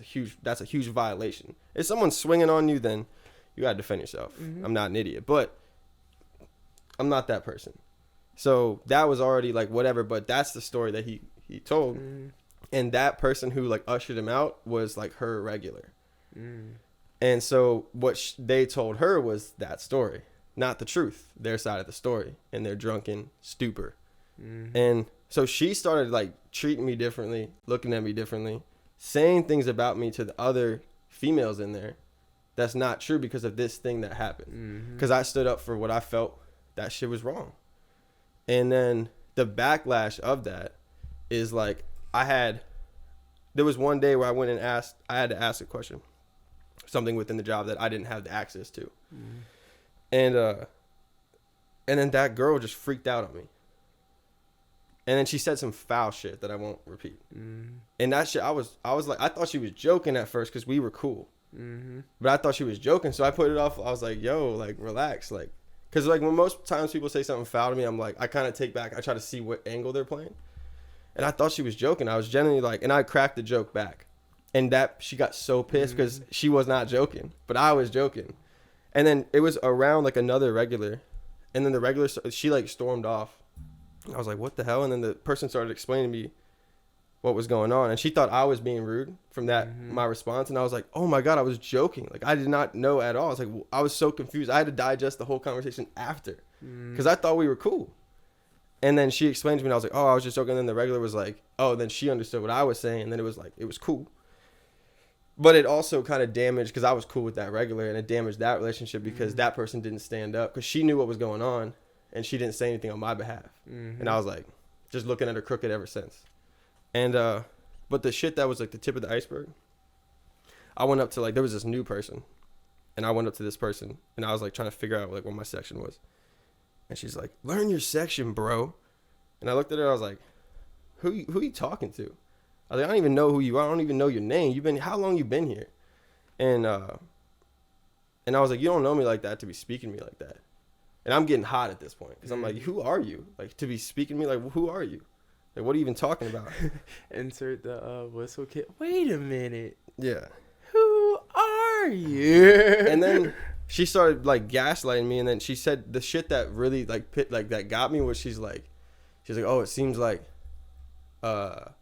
you're only like you're disrespectful towards women. She said some shit like that, like something along the lines of that. And I was like, what are you referring to? Because I've never spoken to you in my life. I've never even seen you before. But you know all about me. So I was like, what are you referring to? And she's like, oh, whatever you think I'm referring to, that's what I'm referring to. And I knew it was that incident because this person went and spoke a bunch of foul shit behind my back to a bunch of these people. And then I'm just like, and I kind of like tripped on her a little bit. I was just like, I don't even know you. Like, you don't even know me at all to be speaking to me like that. I was like, how long have you even been here? And then she got offended that I said that. Because I'm like, bro, I've been here for a bit. Like, I don't even know you. So I was pissed. Like, and then this other person, one of the other new people that I was cool with, that I helped train this person. There's another girl there. She like jumps in on that girl's team because she came up to me like a week before and she's like, oh, make me an espresso. I was like, no. Because you're not going to come at me and be like, make me this. I'm not your bitch. Like, period. You ask me nicely. Anyone who ever asked me nicely for anything, I'll give it to them. Because, of course, you give me respect, I'll give you respect. I have no problem with that. Even if it's a hard task. Like, even, oh, can you make me this with it? Because Kylie always comes up. If you wouldn't mind, could I please have some head? No. I do have morals. But, like, Kylie, shout out to Kylie, because I've always been cool. Yeah, I'd rather play on Megals. Shout out to Kylie, because Kylie I've always been cool with. And Kylie will ask me to make these drinks for her, and there'll be, like, different things involved in them. And I always make it because we've always been cool, and I don't even care if I'm busy or not busy. But this girl was offended that I didn't make her this espresso because she said, make me the espresso. And so she jumps in with this host, and she's like, yeah, da-da-da. And I'm like, what? Like, we were cool. Like, why are you jumping in over here? And then at that point, I was like, I'm done. Like, whatever. Like, I'm over at the POS. I'm pissed. I'm trying to take care of my tables. And I hate when people do some shit that I got to take care of people when I'm pissed now. And like, now I'm like, I know I'm not giving the best energy because of all that. So I'm like, now you're fucking up my money because now I got to get this straight. And then she comes up and she's trying to apologize. And I'm like, first of all, because she didn't know about the other thing. The girl who jumped in, she didn't know about the other thing. And I was like, you're jumping in on something that you have no idea what you're talking about. Like, you don't know what she was talking about. But you're jumping in for what reason? Like, what did I do to you to deserve that? Because I was cool to you. I trained you. I helped you. I gave you little insider information that I don't give everybody. And you turned your back on that quick? Like, bro, that shit was, like, so foul. And needless to say, so she tried to walk it back a little bit, and I was like, that's cool, I forgive you. Because I realized she just didn't know what she was getting into. Like, you don't know. It's like when I did this, like, the other day, like 2 weeks ago. We were in a space, and I made a joke about something that I stepped on an internal conflict between two other people that I didn't know what I was stepping on. Then I realized, I was like, oh, shit, these people are now arguing. But I'm good with both of them, but I just did that. And I felt bad. I was like, oh, man, I feel bad because I didn't know what I was getting into. But sometimes it just happens. But that was me just telling a joke versus like you trying to like jump in on that's not your moment. Like that wasn't your moment. Like that's not it. So, and then I even heard some of the conversations that the first girl who was offended because I guess, and the regular hasn't come back since. I guess that regular tipped her well, didn't tip me well, but I even heard some of the shit she was saying behind my back, like in passing. When you walk by an area and you hear the conversation, but you keep pushing. And I never spoke bad about her. I never did the reverse. You know, one time to Tony when she came up and was on some shit and Tony was like, what the fuck? I was like, yeah, she's been tripping. That was the only thing I ever said. But she said so much about me behind my back. So, and the person, the girl who I went up and she's like, learn your section, bro. Like ever since that moment when I was just like, nah, like you can't play me like that. She's always been very like eggshelly nice to me. Like almost I could tell she maybe feels bad about it. But I'm still like, nah, bro, that was it. I didn't even know you. And that's how you chose to carry it. Like, so we can't do that. And, but needless to say, I've been entering that space because I've received so much negativity because of that event of me standing up for myself and people feeling like, oh, you're not supposed to do that. And that person even said like, she's like, oh, how many times do I want to do that? But I just go in the back and I talk shit about them. Yeah, and I'm like, so you're a coward. Yeah. And I'm not. And that's exactly what I was about to say. Like, I feel like all of that negativity that you're receiving stems from a place of, damn, I wish I could do that. It's waiting. Yeah. It's and exactly then waiting. One of the other issues is that she made it about something that it wasn't. Like, she's like, oh, you did this because you can do this. Because of this thing. I'm keeping it broad because I don't want to get into that. Which I felt was really foul because I'm like, your content and character is who you are. That's not some external shit. I did what I did because of who I am, not because of these other things. But you see it like that, and you box me in like that because that's how you can justify being a coward. Mm-hmm. And so me going in that space, it's like, bro, I count the days and I look around. I'm like, bro, the amount of people in here that I'm actually cool with versus the people that don't like me, the numbers are crazy. Because it used to be the other way. And that's why I'm learning in that space of like not, because of course, like I'm going to do what I'm going to do regardless, and I'll deal with the emotions. But it's getting to the point where now the emotions are like, I'm in a war zone. Every time I go in there, like I'm strapping up for war because I'm constantly navigating people's bullshit. And it does get to you, like overall. Like it is getting to me to a point where it's like I don't even want to go as much as I did before. I 100% get that because that was the biggest reason I got out of there. Yeah. For the time I did. Yeah. And that's part of the reason I'm okay with like possibly like at least dipping a toe back in and shit. Because like now I'm at the point of said it the last time I worked. Now I'm at the point of like I'm not a character on the show. I'm just a guest star now. Yeah. And so if I could be like a regularly occurring guest star, then yeah. Well, I was thinking like this: when you go in there, how many forms of contact are there? What do you mean? One. Yeah. There's physical contact. Not really. There's not really physical contact. Verbal. Well, there shouldn't be. Only with the homies. You dap them up. That's verbal. It. And that's pretty much the 3 points of contact. So. Yeah. You're not gonna physically contact anyone. No. Your eyes are gonna look and you're gonna look around. You're gonna eventually lock eyes with people eventually, and how long you do is how long you do. Yeah. But verbal is one you can really control. I would say anybody that is on that war zone, you really don't say a word to them. That's what I do now. Like they ask you a question, you just don't respond. Literally, it's like, "Can I get this?" You look at the ticket and you make their shit. You put it up. Yeah. If you solid sugar, they don't put it on it. You don't put solid sugar. They have to realize I got to put solid sugar on this. And they don't say anything because the only thing they can get is something out of you by starting this or blah blah blah. But if you there's nothing that anyone can do if you literally don't speak to them. Yeah. There's nothing you can do. Like someone can like you said, you can be embarrassed all you want. Someone could say whatever about you, blah, blah, blah. But if you really don't say anything to them, and then the people that you do talk to are like, well, he only says good. Like, I never hear anything, whatever. And just that moment happened. Just like within our family, where it's the one side.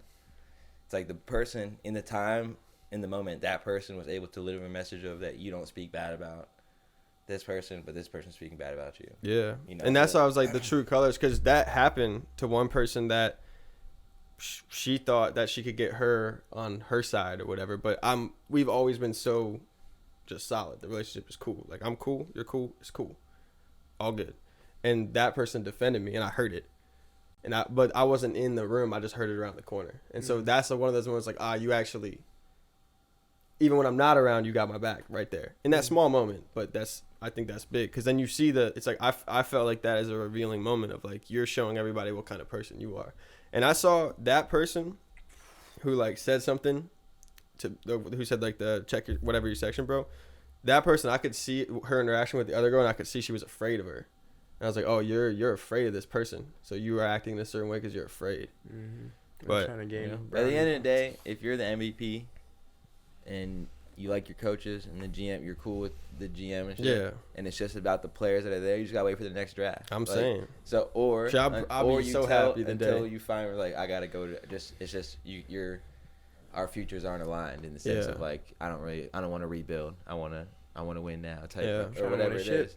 So in that sense, at the end of the day, like if you're unfireable from the top, it's not like all the workers love you, but the managers are like on your ass. Then that's a whole nother ballgame because you're like everyone loves like you like work, but then you gotta like that's like above. Yeah, where it's like spot. You're up and you're like you just gotta like make sure you don't trip on all the yeah. You know what I mean? So it's and that was what I was talking about before outside. Like one thing I've realized is like you just got like you don't want to catch the flack. Yeah. Because eventually, like no matter how strong, you only have so much armor per day until you go home, rest, recharge.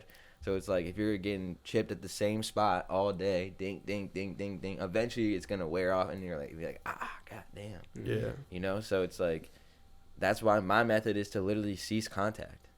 If I look at you, you can get whatever you can get from my quick second that I glare at you, and I'm gonna take what I need from that too, and I'm gonna keep whatever. Yeah. And like earlier, So I got a review. And the only reason I remember is because I was in there and I was like, wait, last time I was in here, I was like just reminiscing on people coming in. And it was like, oh, it was like the first time they were going to write me a review. So I went and looked at my name was there. I was like, all right, cool. But usually what happens is people write reviews, they don't put my name in there. They just like, oh, it was great. Yeah. So this one was my name. But usually when people get a review, like the main guy like comes in and like tells you. When I said I was like, oh, I got a review, he's like, oh, basically how'd you find out? And I was like, oh, I just remembered. He's like, someone show you? I was like, no, I just remembered them saying they were gonna write a review, and I went and looked or whatever. He's like, all right, good job. I was like, all right, thanks. And then I was like, came back, I was like, do we still get something for it? He's like, oh, you get a free meal. So I was like, you gonna get steak? And he was like, no, you can't get a steak. I was like, all right, what about tomorrow when I work a double? So a double, half the meal, free meal, boom, that should get me a steak. Yeah. He was like, nah, basically. But when I walked in, everything was cool, like mad cool. I was like, everything in the past, threw it aside, just have a good day, blah, blah, blah. Then that happens, and everything from my entire, like, the whole experience regenerates in this moment, and you're like, yeah. So then, get my money, boom, ask me a question about the job, boom, I say bye to everyone else, and I just walk out. Instead of it could have been like, see you tomorrow, blah, blah, it's just like, okay, all right, bet, out. And it was just like, all right, yeah, that's just, it reminded us every time. And I'm like, dude, this man, like, yeah, dude, come on, bro. Yeah, that's crazy. That doesn't make any sense, bro. You ain't even sell one all day. Like, they're going to go bad event. Like, come on, bro. It's not like you selling them. Like, unless you only buy 2 a week. Just haters, And bro. that's why you're like, I only buy 2 a week because they don't, whatever. The first time you said this to me while we were outside, I literally thought to myself, I'm only going to say this if he brings it up on the podcast. I would have been so mad if he gave you that steak. Because when I got 6 on that one day, the only thing I wanted was like worth $25. Yeah. And the steak's more than that. Yeah. And he literally made me throw 5 on it to get it. Yeah, but I was willing to throw my free meal tomorrow. And so that's 6. So and then now the free meal is a little higher because the expense is higher. Yeah. And I'm still getting the $13. I've gotten the $13. So literally out of the 15, 16 you can get, I've done 3 less every time. So I give you $3 per time I do this.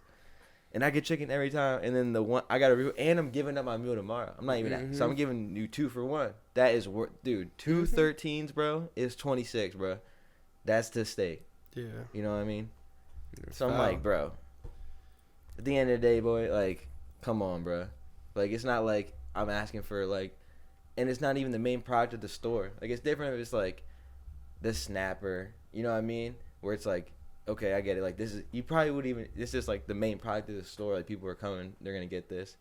There's only so many. But bro, like, I haven't sold a steak in, bro, how long since I've sold? I sold 1 in the past that I can remember in months. Like, dude, come on. Like, bro, it's not that. I know how much a steak costs. So I'll say all this. Come on, bro. To like give the summary of the whole thing. I feel like a couple, like the lessons of all that I'm gathering to is that like you're always going to have those people that like in some ways there's conditional, like they rock with you conditionally, and there's always going to be people who are like just genuine people who it's always just cool no matter what. If someone says something about them, like I've heard there's people that I'm cool with that somebody else doesn't like, and they'll say something like, oh, I don't really have a problem with them. Like, I've always been cool, so that's that. Like, I'm not finna defend you, but I don't feel that way. And so I'm not gonna entertain it. But then, there's always gonna be the haters. There's always gonna be people who just try to bring you down. And I think the space, what I'm realizing is the space is like, for me to, in this space dealing with this, I'm learning these lessons now so that later it's easier.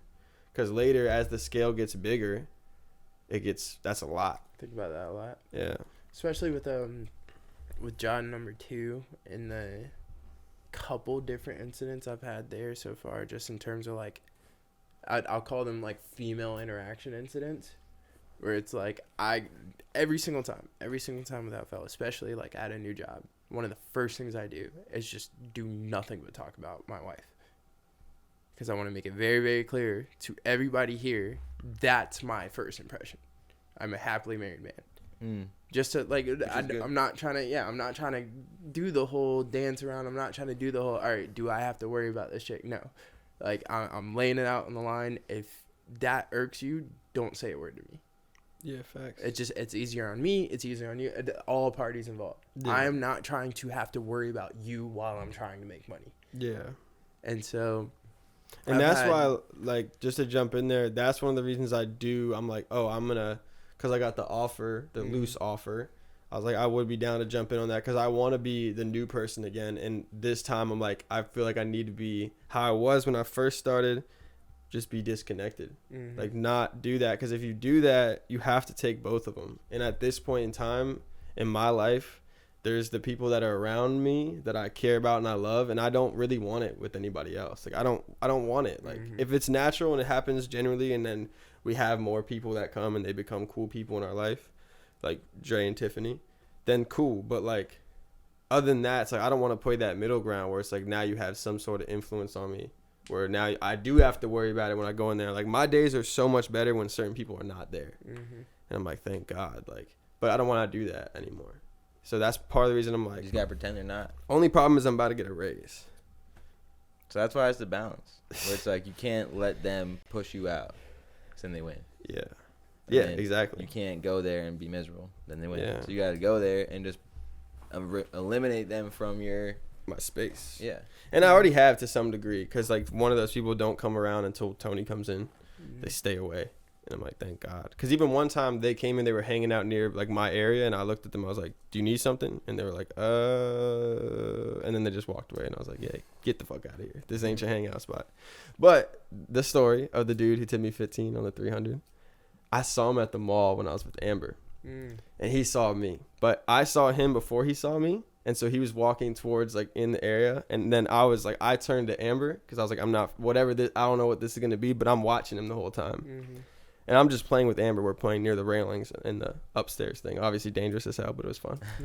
And I see him see me at the corner of my eye, and then he looked at me for like 5 solid seconds. And in my mind, I'm like, now I'm in like this mode where I'm like, okay, what, I don't know where this is going to go, because our last interaction was not a positive interaction. But then he just did that fake thing where he like looks at his phone, and then he kind of turned around and walked away. Just like, what do I know? Oh, yeah. Shit. Yeah. And I knew he remembered me, and he just went the other way. And I was like, I was actually glad, because I was like, I was like hoping that it wasn't on some crazy shit. Yeah, because I'm with Amber. At the end of the day, it's like all you do is just let him know that he's a piece of shit for that. Yeah, gotta face it. And like the resolution isn't like pretty, where it's like they're not gonna like come think like, hey man, yeah, no, you really showed me. You just eat that. You gotta like, eat hey, it, man, and then fuck you. Yeah, you know, so you just gotta just let it go.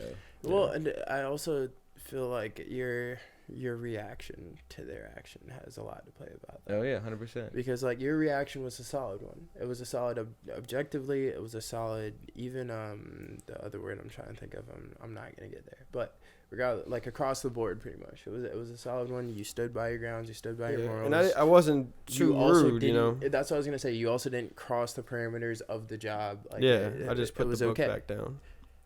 Some could say it was foul. Then there are the time, like a beautiful example of this actually is I'll use Bree. There was a time where and this was probably one of the closest I've come to just like I don't to you. I don't know you. I've never met you, but I'm about to beat the shit out of you, like in a while.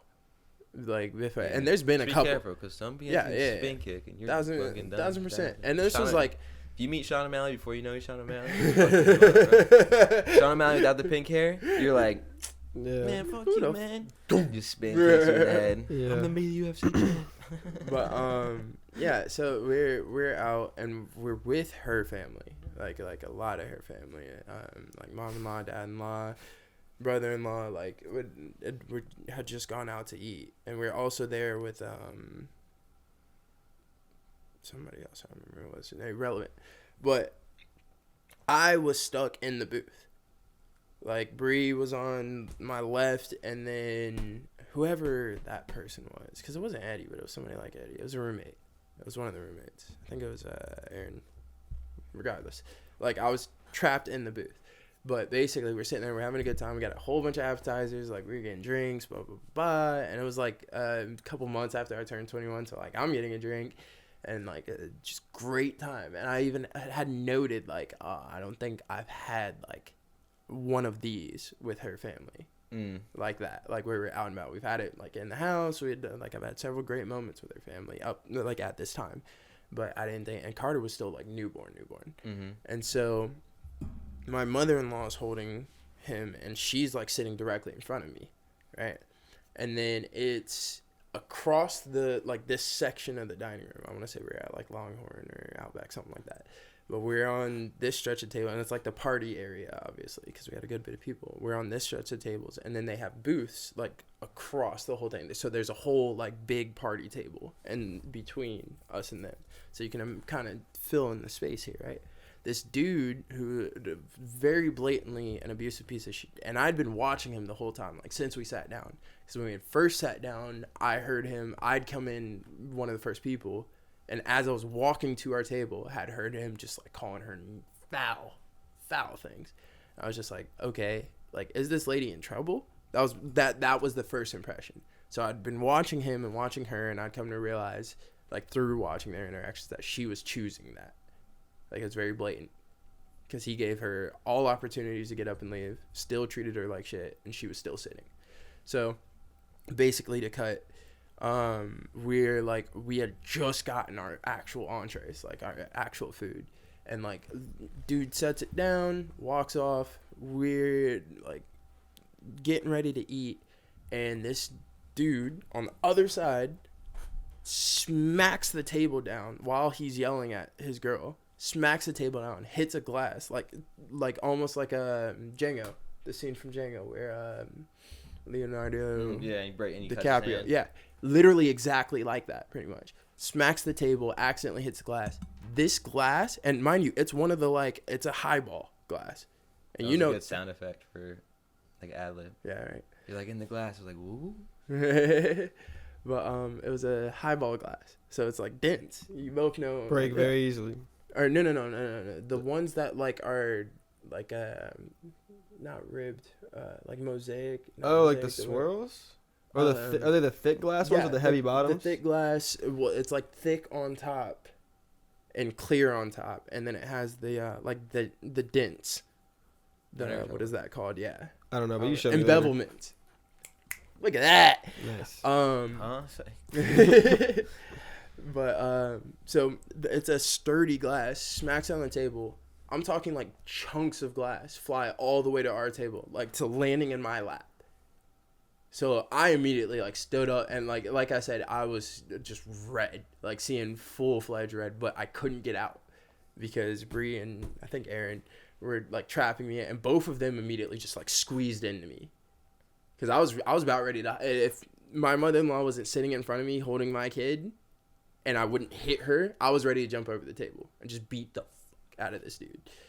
And so it's just one of those things where it's just like, nah, you gotta just thank God that like you couldn't do that. Like if you was like beating on her, you like go jump in like that. No. Not over that. Like a couple people at our table got cut on this glass, like chunks. He sent chunks of glass, and my newborn child sitting right here. Okay, I missed. And it was all inside of his car seat because we had the like car seat thing there. It was all inside of his car seat. So had he been in his car seat in the moment, it would have covered him, and I would have really beat the fuck out of him. So I'm ready to throw hands.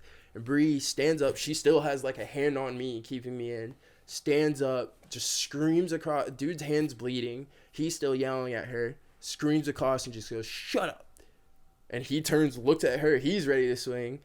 I'm looking over at my father-in-law like, dude, you get up. I'm shoving her out the way. Like, what are we trying to do here? And she just, I'm praying for you. What's your name? Who said that? Bree. Checkmate. And he was like, I don't do that. She goes, what is your name? So I can ask God for your forgiveness. Silence across the restaurant. He says his name, goes to the bathroom, cleans his hand. Thanks. And that's why I say, like, your reaction was merited. It was 100% merited, especially for the situation, because you also can't do what she did in a situation like that even. However, when you say do what she did, it is also like if Calvin stands up and goes, "What's your name?" Oh yeah. Somebody stiffs me and like, I'm like, shut the hell up, bro. Somebody stiffs me. Somebody stiffs me. Fuck you, man. I walk but up. It's Bree. He's like, oh shit. Yeah. Now I'm a real asshole if I yell at two women. But, That was his line. Yeah. Yeah, and so like it was just like in that moment, I actually learned a lot from that moment, which is part of the reason to say so, because that was probably the last moment that I just was that quick to anger, without explanation, without I didn't know what it. And he ended up. Well, that's like, a little fatherly instinct, just having ended like up- your kid be Oh, there yeah. and just you seeing like what could be if it was just a little different. Yeah. You know. So And like when he got back, he was still yelling and like throwing a whole fit. did you get a discount? Manager comped everything. There you Oh, go, yeah. dude. That's blessed. Yeah, 1,000%, everything. Glass missed Got his- everybody, or clipped a couple people. We got the food. He for cleaned free. the entire. You had already ordered and apps. I was That's the actually best part. about At least to go y'all into weren't that. stingy. That's we all what- were like, oh, we just got a little entree. You went hard, and then now Yeah. you get the meal too. Mhm. And I was gonna say that because this is probably like one of the best managerial handling situations I've seen. Because walks up with a bus tub in his hand and a busboy. He's like, "I'm so sorry." As he's talking, clears everything off the table. Everything.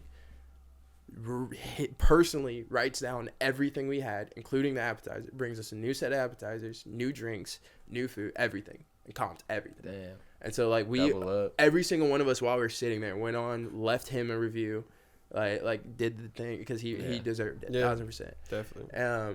And but where I'm going with this is like I was so quick to just like I didn't care what his reasoning was. I didn't care what he was going through. I didn't give a fuck. I didn't give a fuck if his mom died. I didn't give a fuck if his whole family just died. I was ready to beat the brakes off this dude.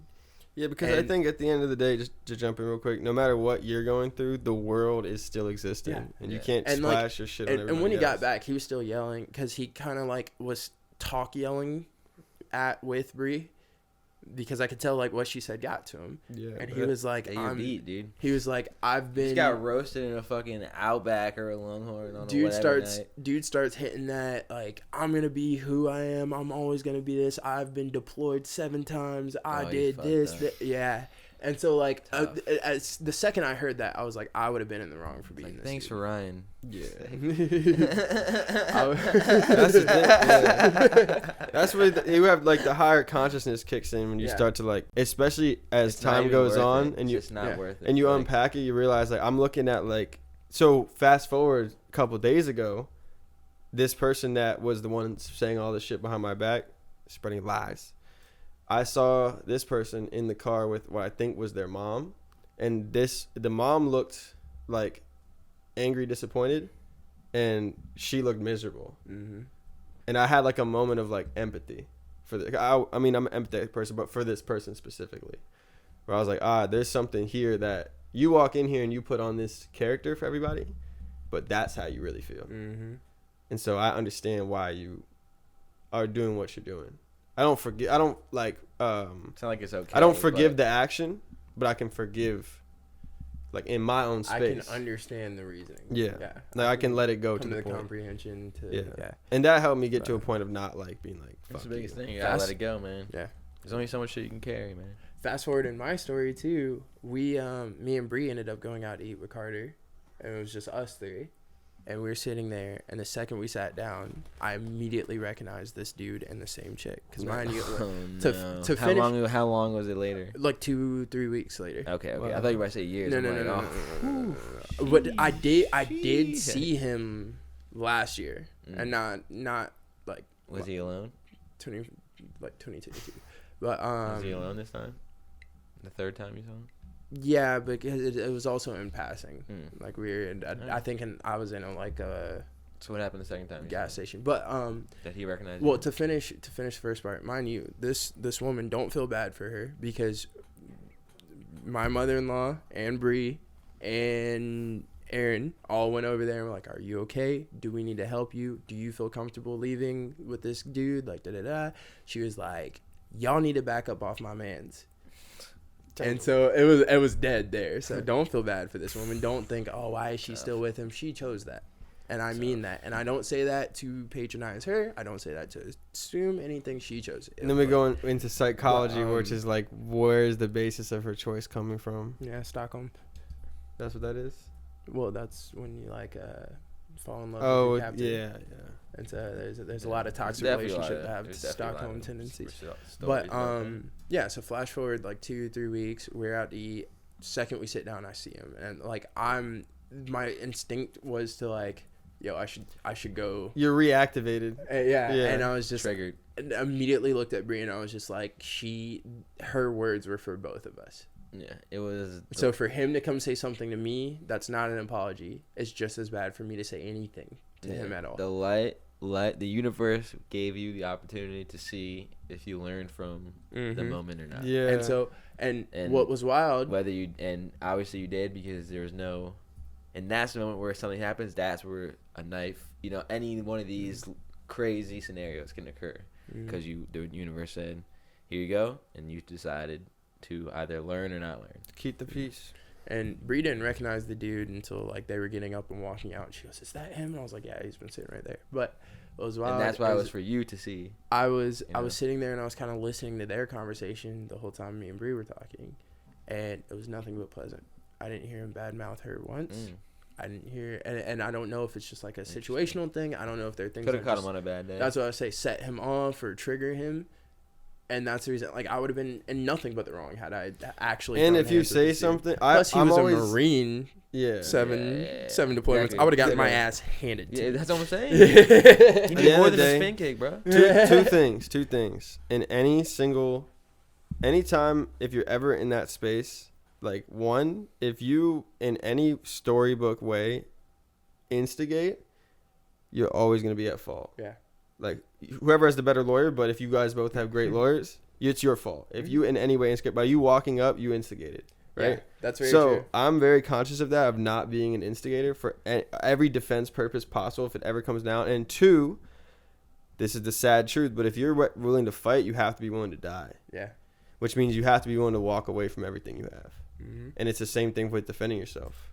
You have to be in this world. Like, and that's the energy in my space. I'm just like, if it ever comes down to it, that's the energy, because it's like, you're going to have to kill me to take me away from everything that I have, all the people I have, my loved ones, my family. You got to kill me.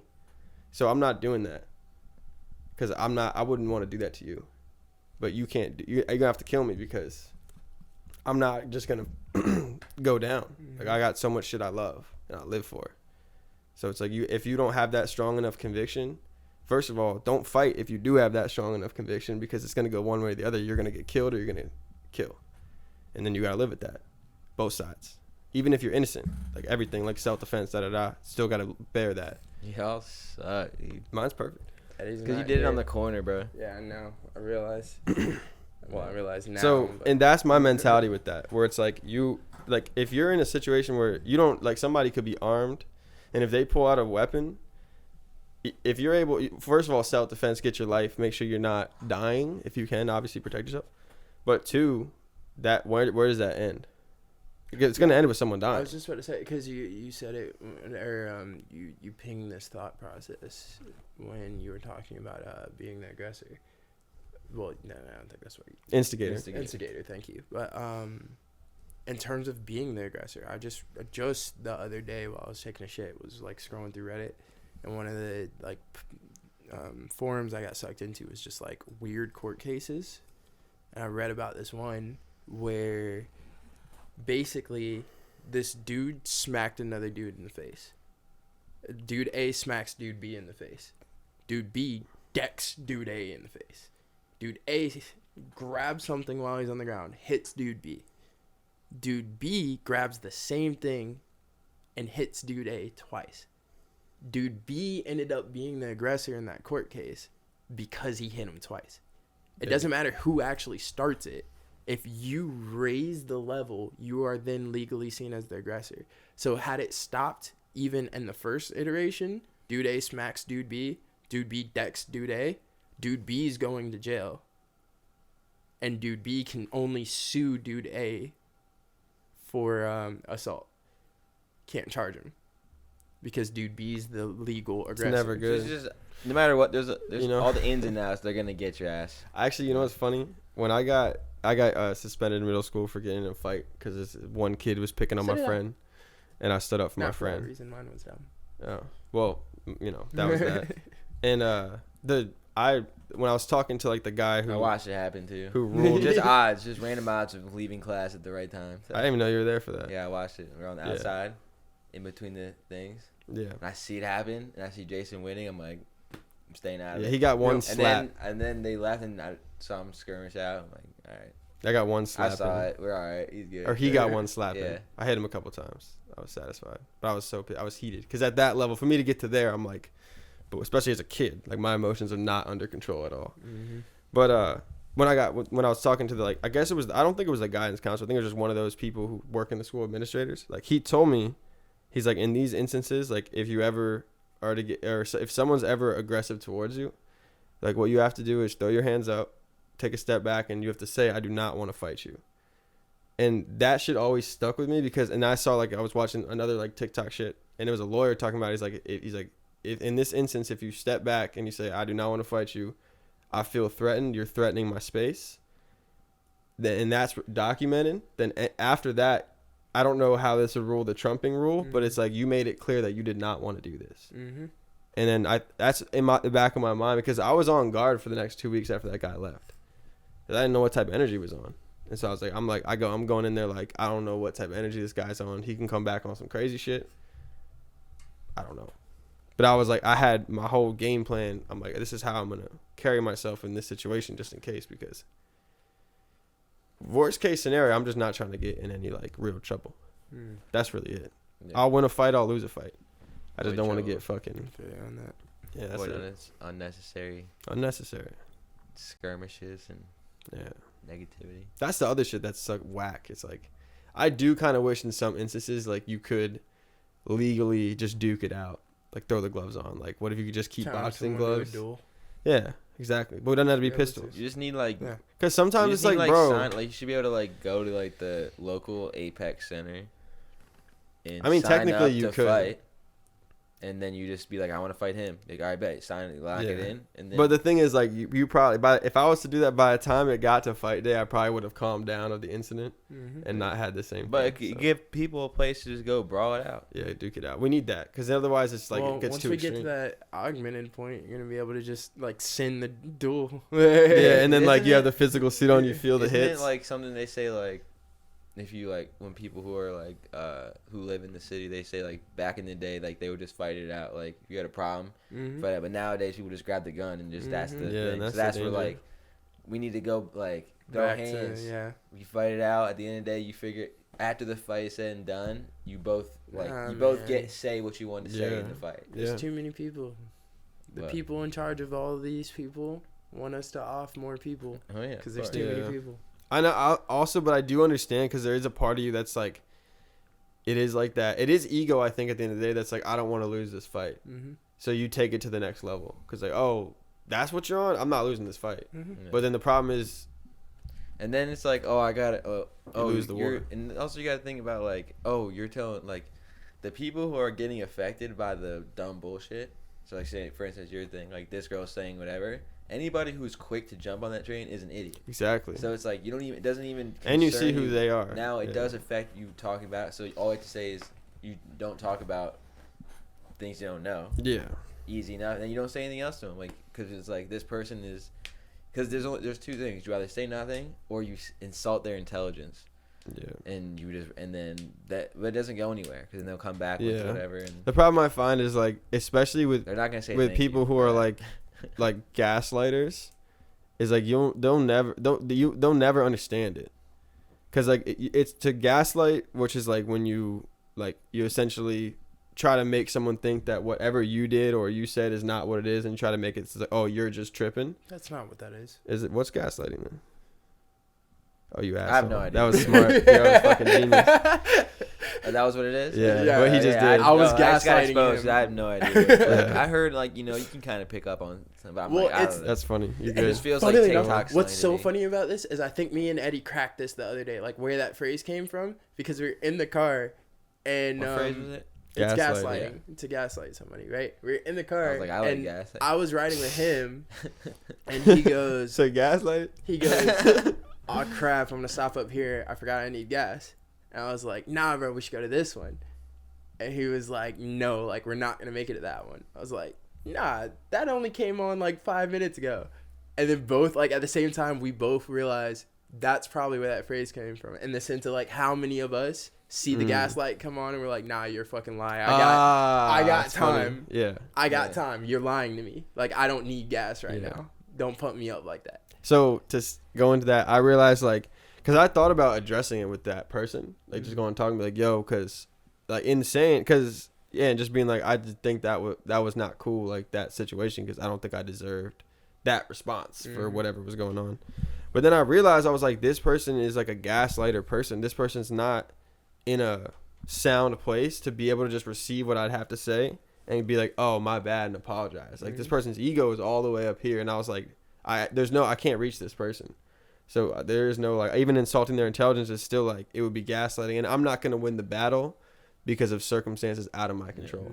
And the worst part about it too, they're like that because those people are also the same people that will give you the bad, I was in the wrong, and then they'll literally the second they turn around, the conversation you're also not gonna out yell 7 people. Like 7 people are all yelling bullshit, and you're trying to like be the real one. Like, no. I don't know. Like, in my dream, y'all did. I don't know if I've actually talked about that one dream, but it was the dream where and I'm not gonna say too much because it's one of my movie ideas. But basically, like, the whole movie happens, and it, like, at the very end of it, out of nowhere too, like, it had nothing to do with the rest of the dream, but it was basically like this impoverished, think like Hunger Games first area, like hurting people are just fighting for survival.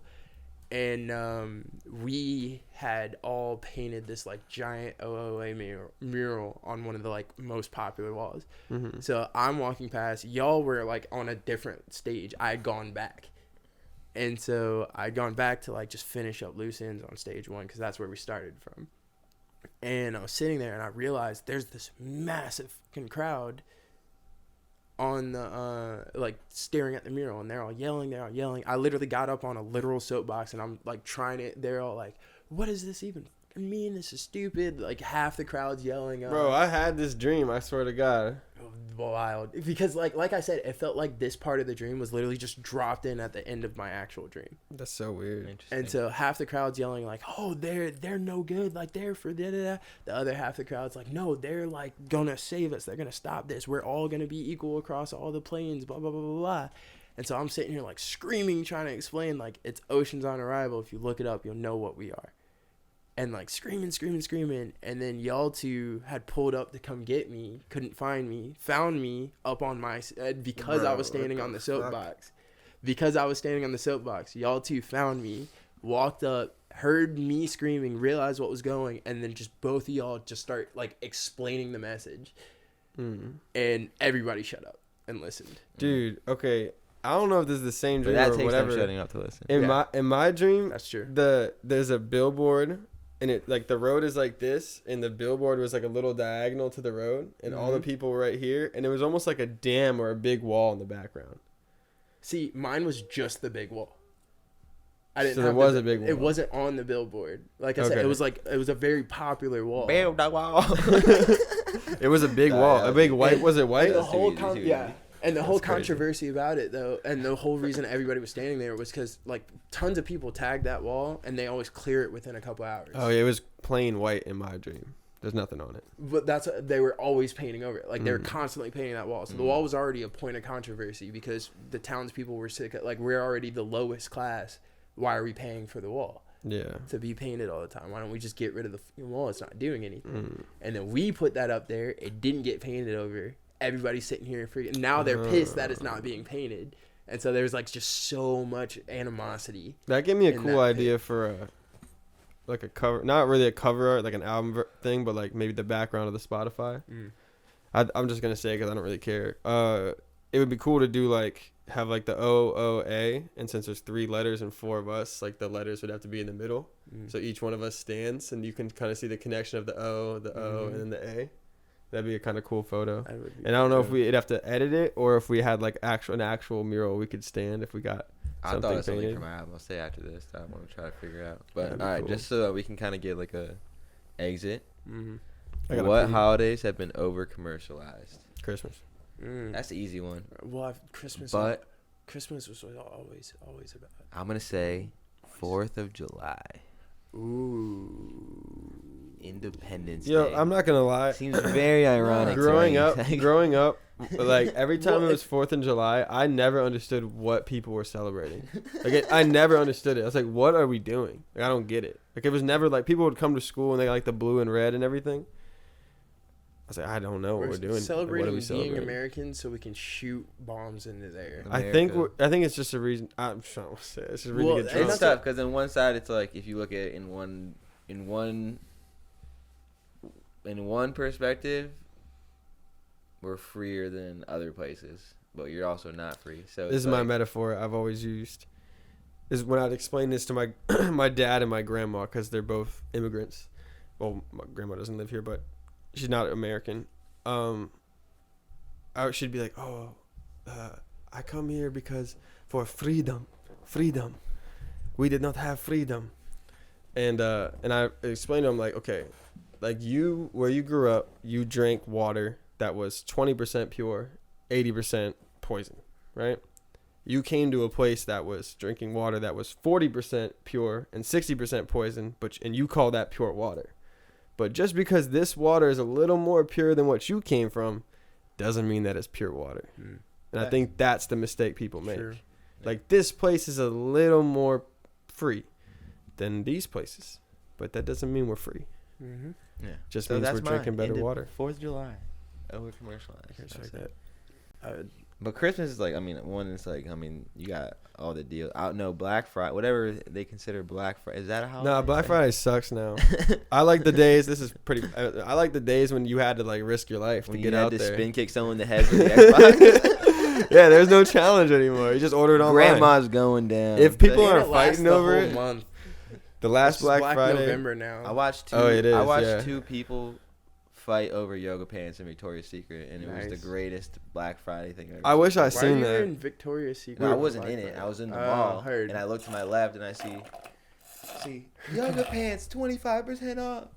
Throw them out, and these two ladies grab them, and they're like pulling literally out of a movie, and then they start brawling. Big black girl, skinny white girl. Hilarious. It's like literally out of a movie. Like one of you is not fitting these pants. I was like, do you even know what size they are? Like, they can't all fit. Like, it's not like a fucking, what is it, one size fits all. Last time I seen somebody fight was when we were in Baltimore. It wasn't even a fight, actually. But it was this one guy, and these other guys were, I think, fake mad.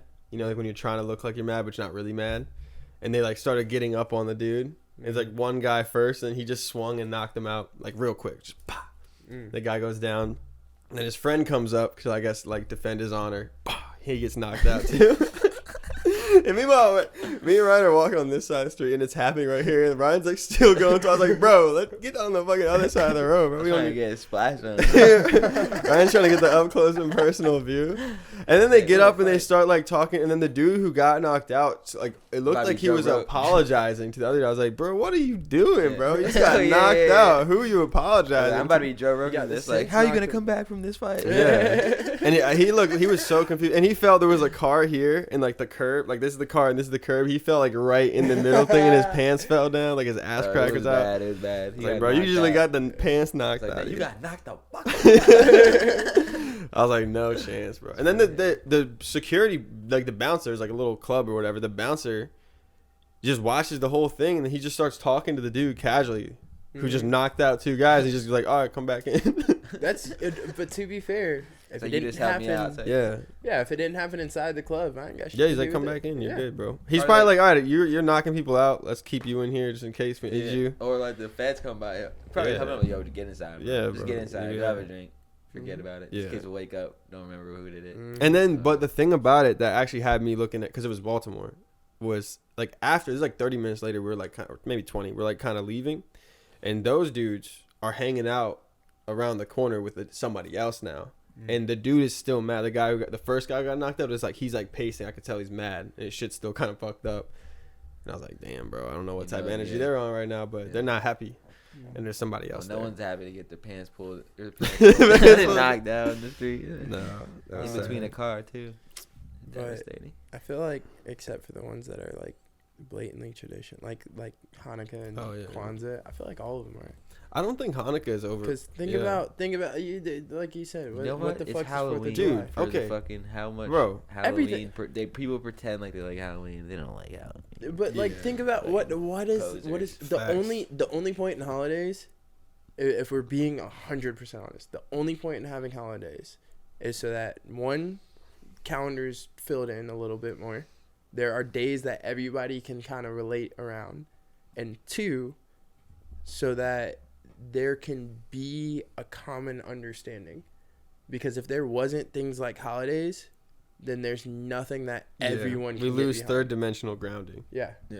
Because imagine if everybody threw out the calendar tomorrow and just decided, we'll keep 24 hours. I'm cool with that. We'll keep hours. We'll keep seconds. We'll keep minutes. No more birthdays. But like, we're just starting tomorrow. We're counting up. Crazy. Day 1, day 2, day 5 million and whatever. Like, starting tomorrow, we're all just counting up because is actually what we're doing. We just broke it down a little bit. Yeah. Exactly. Just years. We somebody chose. How many the day sect. ones have there been? And A lot, I bet. Our calendar's only 2012 years old. Or 2012. Shit, I'm stuck in the fucking matrix. 2023. 4. I don't even know what time it is. Dun, dun, dun. Dun, dun, dun. But and I remember what is his name? Neil deGrasse Tyson was on a Joe Rogan podcast, and he broke down why and the system behind our calendar being created, because it's not on. Like, the entire point was to standardize a revolution around the sun. It's not on. That's the reason we needed leap years. There's a theory that there's Which it's actually leap year this year. Yeah. There's a theory that there's 13 months. They There took should have one been. away. Why? Because you couldn't cycle. They wanted a secular. There's a lot of weird stuff with 13. They wanted Secular. secular timing, Which makes sense to do. because I But, have to. you know, If I am working with somebody in Japan, and I need to tell them when I need the thing finished by, you have to we translate. both need to be able to pick this day, Moment in time. this moment in time, based on the current moment in time to get there. Yeah. And so, like I said, it would work if all of us just started counting up. Tomorrow's day 1. Hey, I'll see y'all on day 3. So here's the thing that I think it's like, this is kind of out the box a little bit, but okay, and this part's not to debate, so just answer whatever your first instinct is. Are we moving? If there's a center of the universe, are we moving away from it or towards it? This is the center of our universe. But like center of like the known, not known, like all of existence, like out in space and shit. If there's a center of it, like let's say like whatever, We'd be orbiting around it. or the largest black hole If in the they're entire universe, like the biggest one. if they're right about everything else, like if we're assuming, Goes towards it, because we can skip debate for that just for a second. well, that's what, if we're assuming that everything about that we have a common understanding about space is correct, then we're orbiting around it. And we're going towards it, right? Because the black hole sucks in energy. We'd be slowly. It depends. It depends on what it is. Because if Let's say it's a black. Okay, well, yeah, that's true. If it's a black hole, then we're just gunning toward, because it's pulling it in. So okay, but can we And agree so- that we're moving? Let's say we're moving towards something or away from something. Doesn't matter actually.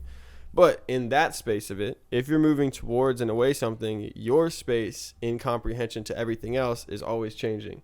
The way that the Earth rotates around the sun is different than Mars in terms of a calendar, like how long it takes to get from here to here, because the distance between the planet and the sun, right? So Pluto still hasn't finished a full orbit.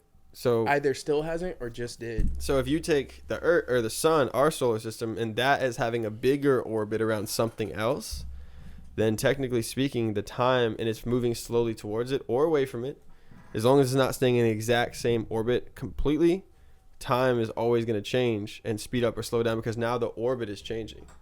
As the Earth moves closer or away from the sun, the time is going to change. See, The amount of time it takes to get around. Damn it! It's another one where Calvin's about to be holding his mic to end. See, I saw both of you guys do this from the start. Like mine, I kept it real tight forward so that the clamp would clamp on the flat part I did too, but I kept versus the pulling angle. Yeah. Mine never falls. it. Anxiety pulling it. Ryan also doesn't really touch his mic a lot. Yeah. Oh, y'all, You know what? y'all seem to be Weird. rookies at So this. okay, I think Christmas because I but- spent so Yeah, much let's- money. Yeah. Respect. Well, No, but the space and It the is- time continues. all I was gonna say, and this is for my fellow nerds out there, Go watch Meet the is Robinsons. it wouldn't make out. sense for that center Period. point to be a black hole, because technically black holes are fourth dimensional things, which means as you're getting closer to the center, time is in and of itself expanding, and that's why we have time. And so we would be moving towards the center. Yeah. And Which means that's- that time would speed up, right? Because we would be rotating faster. we wouldn't know. We would know, but theoretically, We wouldn't ever. how do you know? You couldn't. How come you can't, but I can? because- I'm a because smart time ass. is, You can't know it. because time in and of itself as a construct is relative. So do you think our 24 hours could, like, the way we experience it, we still say, oh yeah, that the seconds went by exactly, but then in some reality, in some way that it could actually have gone faster or slower, we wouldn't have Yeah, known it. 1000%. They've proved it. It can happen all the time. Anytime you have Take either cocaine, take mushrooms. So master. You gotta go faster gonna or say- slower, baby. Okay. anytime you have adrenaline in your body, your perception of time, like the internal clock within your body, which is our perception of time, which is regulated by our heartbeat, is automatically technically slowed down to everybody else because your heart's beating faster. Gotta master your universe. So anytime your heart's beating faster, time is perceived differently.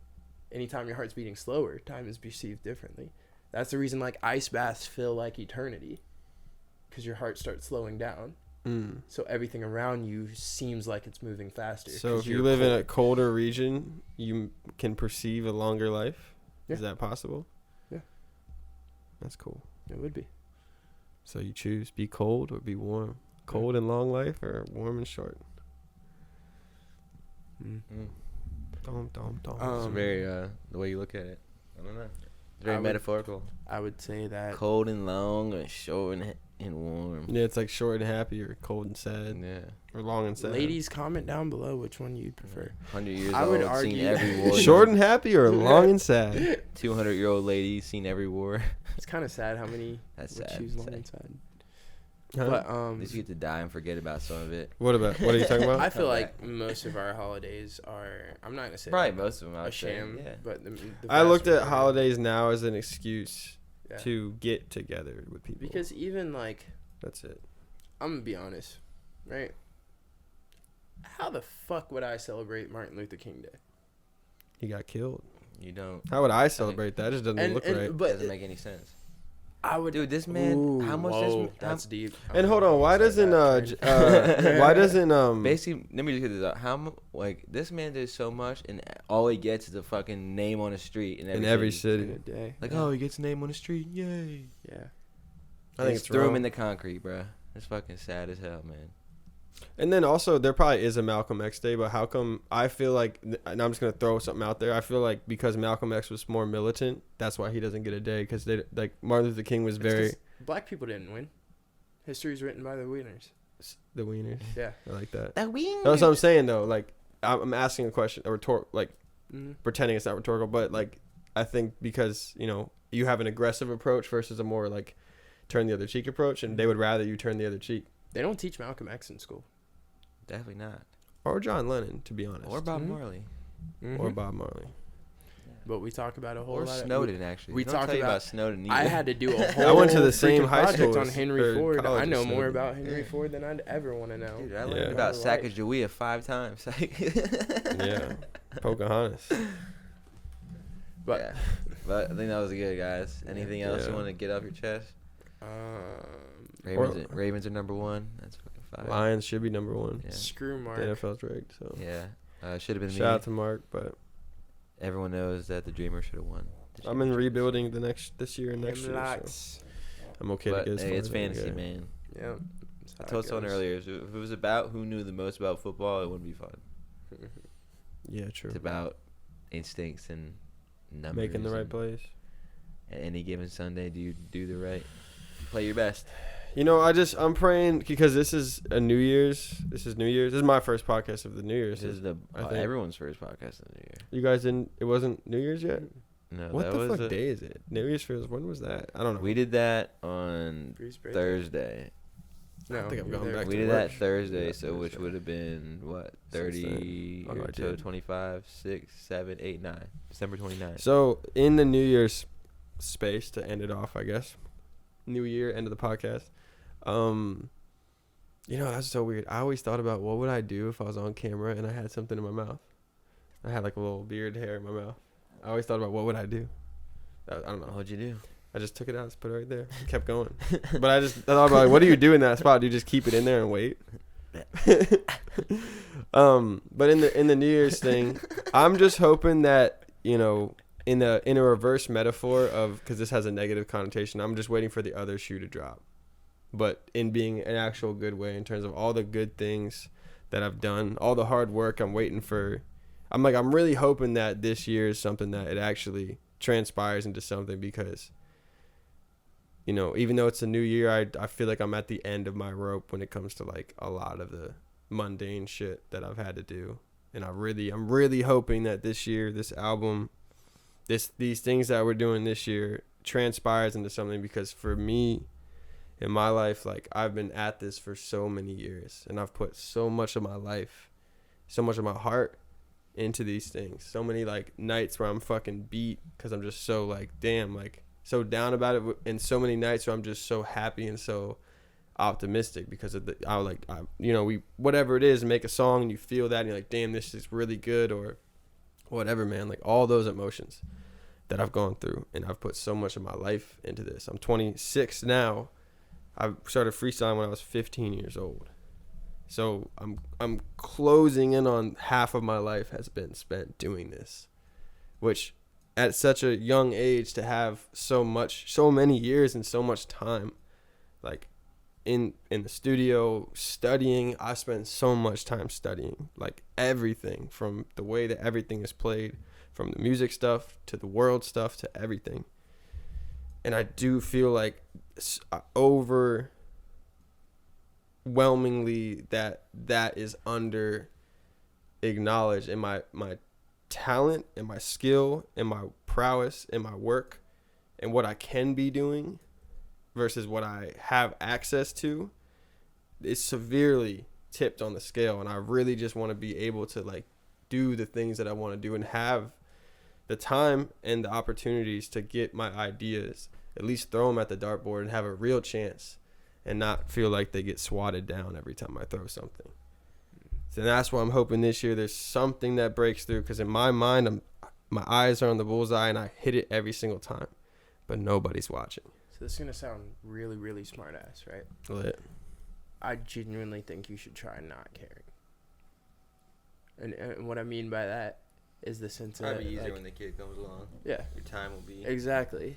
Yeah. Like, I mean it on several different levels. I do. because- I agree. I think that is my biggest problem. Yeah, because even the fact that you just said, like, imagine telling yourself in that moment of happiness and bliss about this dope thing that you consider fire that you just made, that now you on the podcast is going to be upset that it didn't blow up. Yeah. It didn't matter in that moment.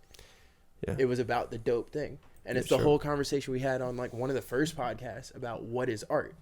What is the meaning of art? When is it art? When is it passion? Yeah. And so you've begun to lose the passion out of a stalemate. I think more so it's just like it is really that I don't like the results actually don't make me happy. Yeah. And so here's my rebuttal, because I've been, like we were talking about, even I've been feeling on the flip side of that, because I was GarageBand baby. Mm-hmm. And so everything that I'm doing now, even down to the beat I made yesterday, the song I'm working on for said beat, Yeah. I was sitting there on my phone for hours on hours in a day. Like, that's all I used to Yeah. do, especially in the time period where I was capable of being unemployed. Yeah. I literally just chose music. I did it. And that's part of the reason, and we've talked about it before, when anytime we talk about the Beano album, like, it's going to happen, but I'm at that point. And it took me, once I was given the resources, once I was given the opportunity, it still took me till now to just come on a whim yesterday and make that. I figured that would happen. That's why I And stopped so- pressing you about it. Yeah, but Same thing that's what I. earlier. You And that's gotta the same stop thing. caring. Yeah, Yeah. You and really that's do. my perspective earlier. Was like, yeah, when you see something, like you gotta find what to say and when. Mm-hmm. Because like, if we would have told you like a year and a half ago what you just told us, like we were saying that a year and a half ago, but it was like you're not ready to hear it at that moment. Yeah. So it's like just sit and wait and you see what happens. Then you said full circle. I was like, Psh, this is a full circle for me. Jason and I had this conversation a year ago. You know what I mean? A year and a half ago. Yeah. So it was like in those things that, and I was telling Bree and Calvin and them last week. I said it's a balance between what's the rush and why wait. You got to find that good balance. Yeah. Where it's like, what is the rush? What's the rush of going to Walmart? You can't go to Walmart anymore. What's the rush of getting to that point? But why wait on that? Oh, something's gonna happen. Like you got to do things. There's a balance of Yeah. like, oh, I'll do it tomorrow, or I should do it now. Prioritize. Yeah. Mm-hmm. What are you gonna do now so you avoid missing something later, or you know you're gonna miss this? So if I miss this, that will give me a chance to do this. See, that there's two things that are beautiful about the open-ended space where like you can really take your time and hone in on something, and then having a deadline that's real and not self-imposed, because my self-imposed deadline is to be out of doing a bullshit job and to be able to be like self-sufficient and be able to provide without having to do something that is compromising myself to some degree, because me making people alcoholic drinks is compromising myself to some degree because I am fueling Agreed. the beast. And I'm not going to tell that. It's a long story, but that's one of the reasons I quit. I used to work at a liquor store. I quit the job. It was one specific person that I met that I was like, you're a severe alcoholic. I can see the shame and the pain in your eyes. And I just gave you a good experience here because I treated you like a human being. And you walked out feeling a little bit better, but that actually made it worse because now you feel a little bit better about this thing that's hurting you in this degree. Mm-hmm. And I'm part of that. And that's why I quit that job. Well, I didn't quit right away because I needed money, but that was that was the straw that broke the camel's back, and it was just, a matter of time. But and then having the deadline, like for my album, I know I have the deadline because when the baby comes, mixing music on so many degrees will be so much harder. Because one, it's like you got the baby, it's like the baby's gonna be in the house, it's loud. I'd have to like earmuff it or be like earmuff him or keep him far away or whatever, or some space. It just feels like that's gonna be way too hard to like that specific thing, because the mixing is when the music is the loudest. So I'm like, my deadline is I have to get the mixing done and the mastering done and like the finale of the album done before the baby comes out. And I would like to put it out beforehand so I don't have to care about it anymore. So I'll just care about this thing and I won't care about that anymore. Just let And it that's out. and that's what I'm letting you know now, that like it really is just a level of care, because it's even the whole like, if you love something, let it go. Yeah, I feel because the whole point of that though is because if the act of returning means I already tried it, and it never even when it's great, it never feels amazing. it can't. Yeah, making it is the thing. Because the things that feel amazing are the earnest. The deepest laughs are the ones on like it's The best. Yeah, you're gonna, You know what? The You best you laugh the ever hardest feel- when someone else makes the joke. Yeah. You can be Yeah. funny as hell and you can make everyone laugh, but Well, you laugh the hardest when that is someone true. else makes the joke. The best is when you make the song. The most fun is when you make it and then you play it right afterwards. Yeah, you're like, this shit. A is day later, you're still hard. like, oh, but then you start nitpicking. Yeah. Like, you lose that, like, the You know what? virginity I've- of it. I've- You know what I mean? I've realized in this conversation, I showed you guys a few songs like of the mixing in the process, and I've heard some things, but I was gonna mix it all, then play it all for you guys. I realized I'm not gonna do that because I actually don't want to be influenced by your opinions. I want to just do it how I would do it, and then when it's done, it's like it's already out. You can't change it. So instead of, I don't want, because I'm already nitpicking, I don't want you to nitpick. I don't want you to nitpick. I don't want. But I will take, like, when I show you the original cuts, which is long gone at this point. But with the original cut, I took your input of, like, which one did we do? What's the song called? Sense taste. Yeah, I took your input. So I made it still to be, like, uphill. I think I did your verse justice. Yeah, solid. So it is solid. So that's what I'm saying. I don't want the opinions, right? Because I care too much. So I think in order for me, and maybe that's not the answer, but I don't know. Like I said, It I is for genuinely now. think you need, It is for now. because there's a way to not care but still love.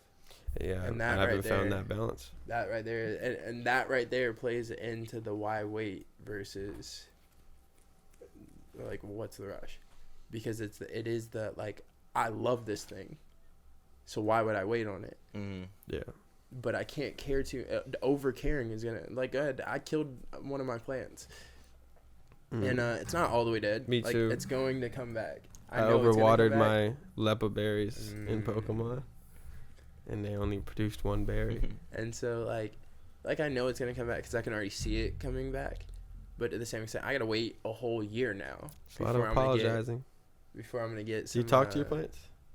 Sometimes. Okay. Depends on the plant. Some of them I don't fuck with. Oh, really? Yeah, some of them gave me trouble. But Nice. even then, Hard to get. I know next year it's gonna yield. But I could have had yield this year, but I overcared for it because I was super worried about it. It was it's like a specific type of spearmint, like some weird. I would name love to spearmint. Smoke that. Yeah, by all means. I don't actually know if you can smoke spearmint. I know you can smoke peppermint. I'm not gonna tell you not to, but yeah, it's a type of spearmint, and then it got That to, plant you're growing, I would love to smoke it. But Shit. I put it too close to yeah. the door one singular night. I put it too close to the door. It got cold. It started browning. I thought it was underwatering, so I started overwatering, and it was just like this cyclical. But you'll yeah. be the master, man. The master botanist. But it's because now I don't Plant care. so icy window. Every single one of my plants looks the best they have all winter True. because I literally stopped giving a fuck. Yeah, dude. I put all the produce outside, and I was just like, let it die. See, dude, what's crazy And is it's that doing I had really a well. goldfish once, and I stopped caring about it, and it died, man. But that's because you didn't love it.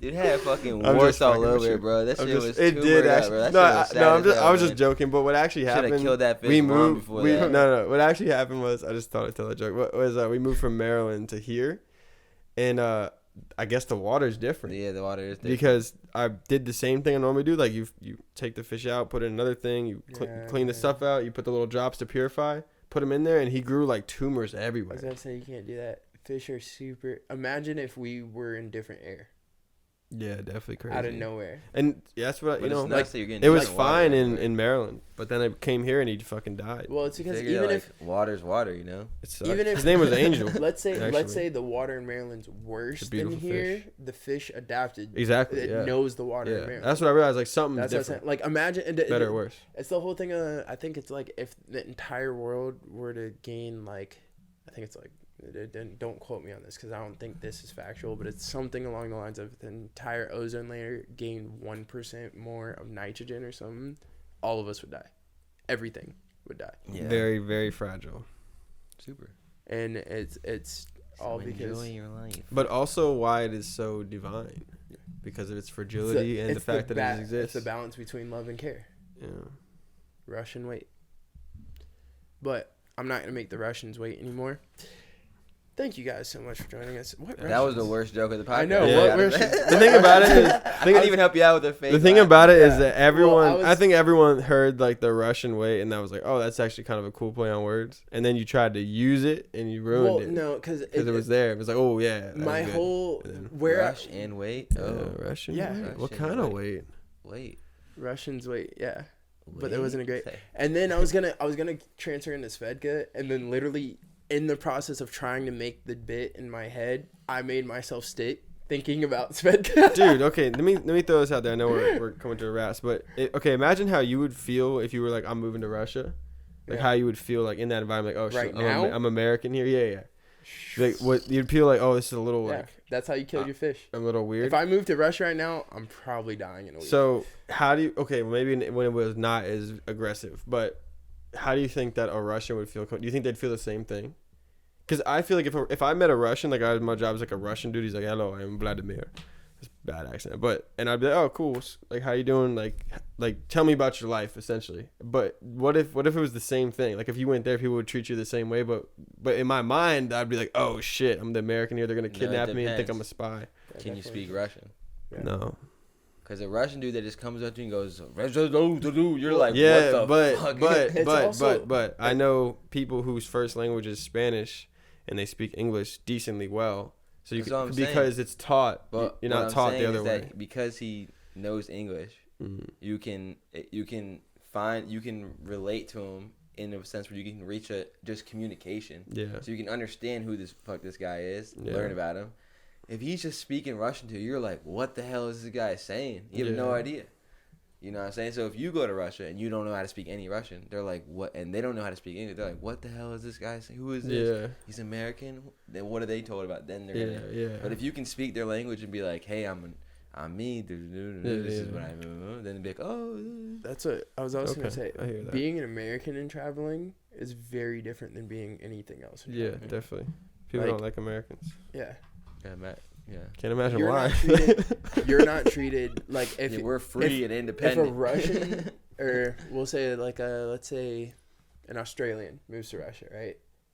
Or even goes and visits Russia. They'd not nearly as well. Let's stop using Russia. Let's say an Australian visits France, right? Australian fucking swimsuit.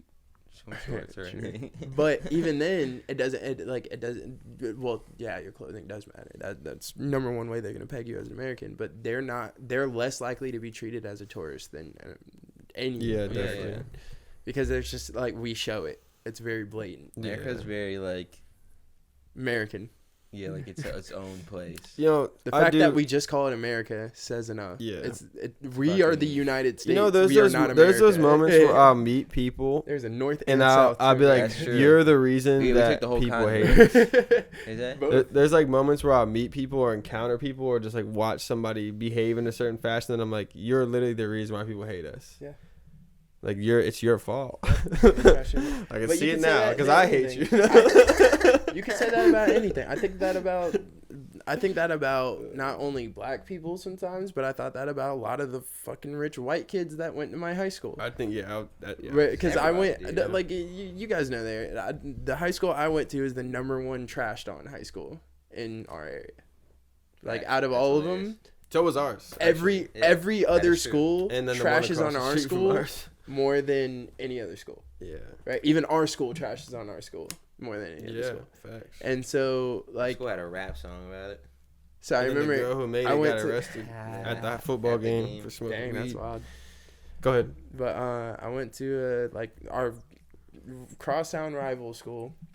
I was over there and I was going to a party that was over there, and like I didn't wear anything. There's no identification like to say, oh, I went to this high school, not y'all's. But the second I walked in, I saw like the person I was there for, went, dapped him up. He introduces me to like the first person next to him, and they're instantly like, oh, did you go to? And I was like, yeah. And like everybody else at this party went to the rival school. Everybody else dang there. But like the second, there's just so apparent to so many people.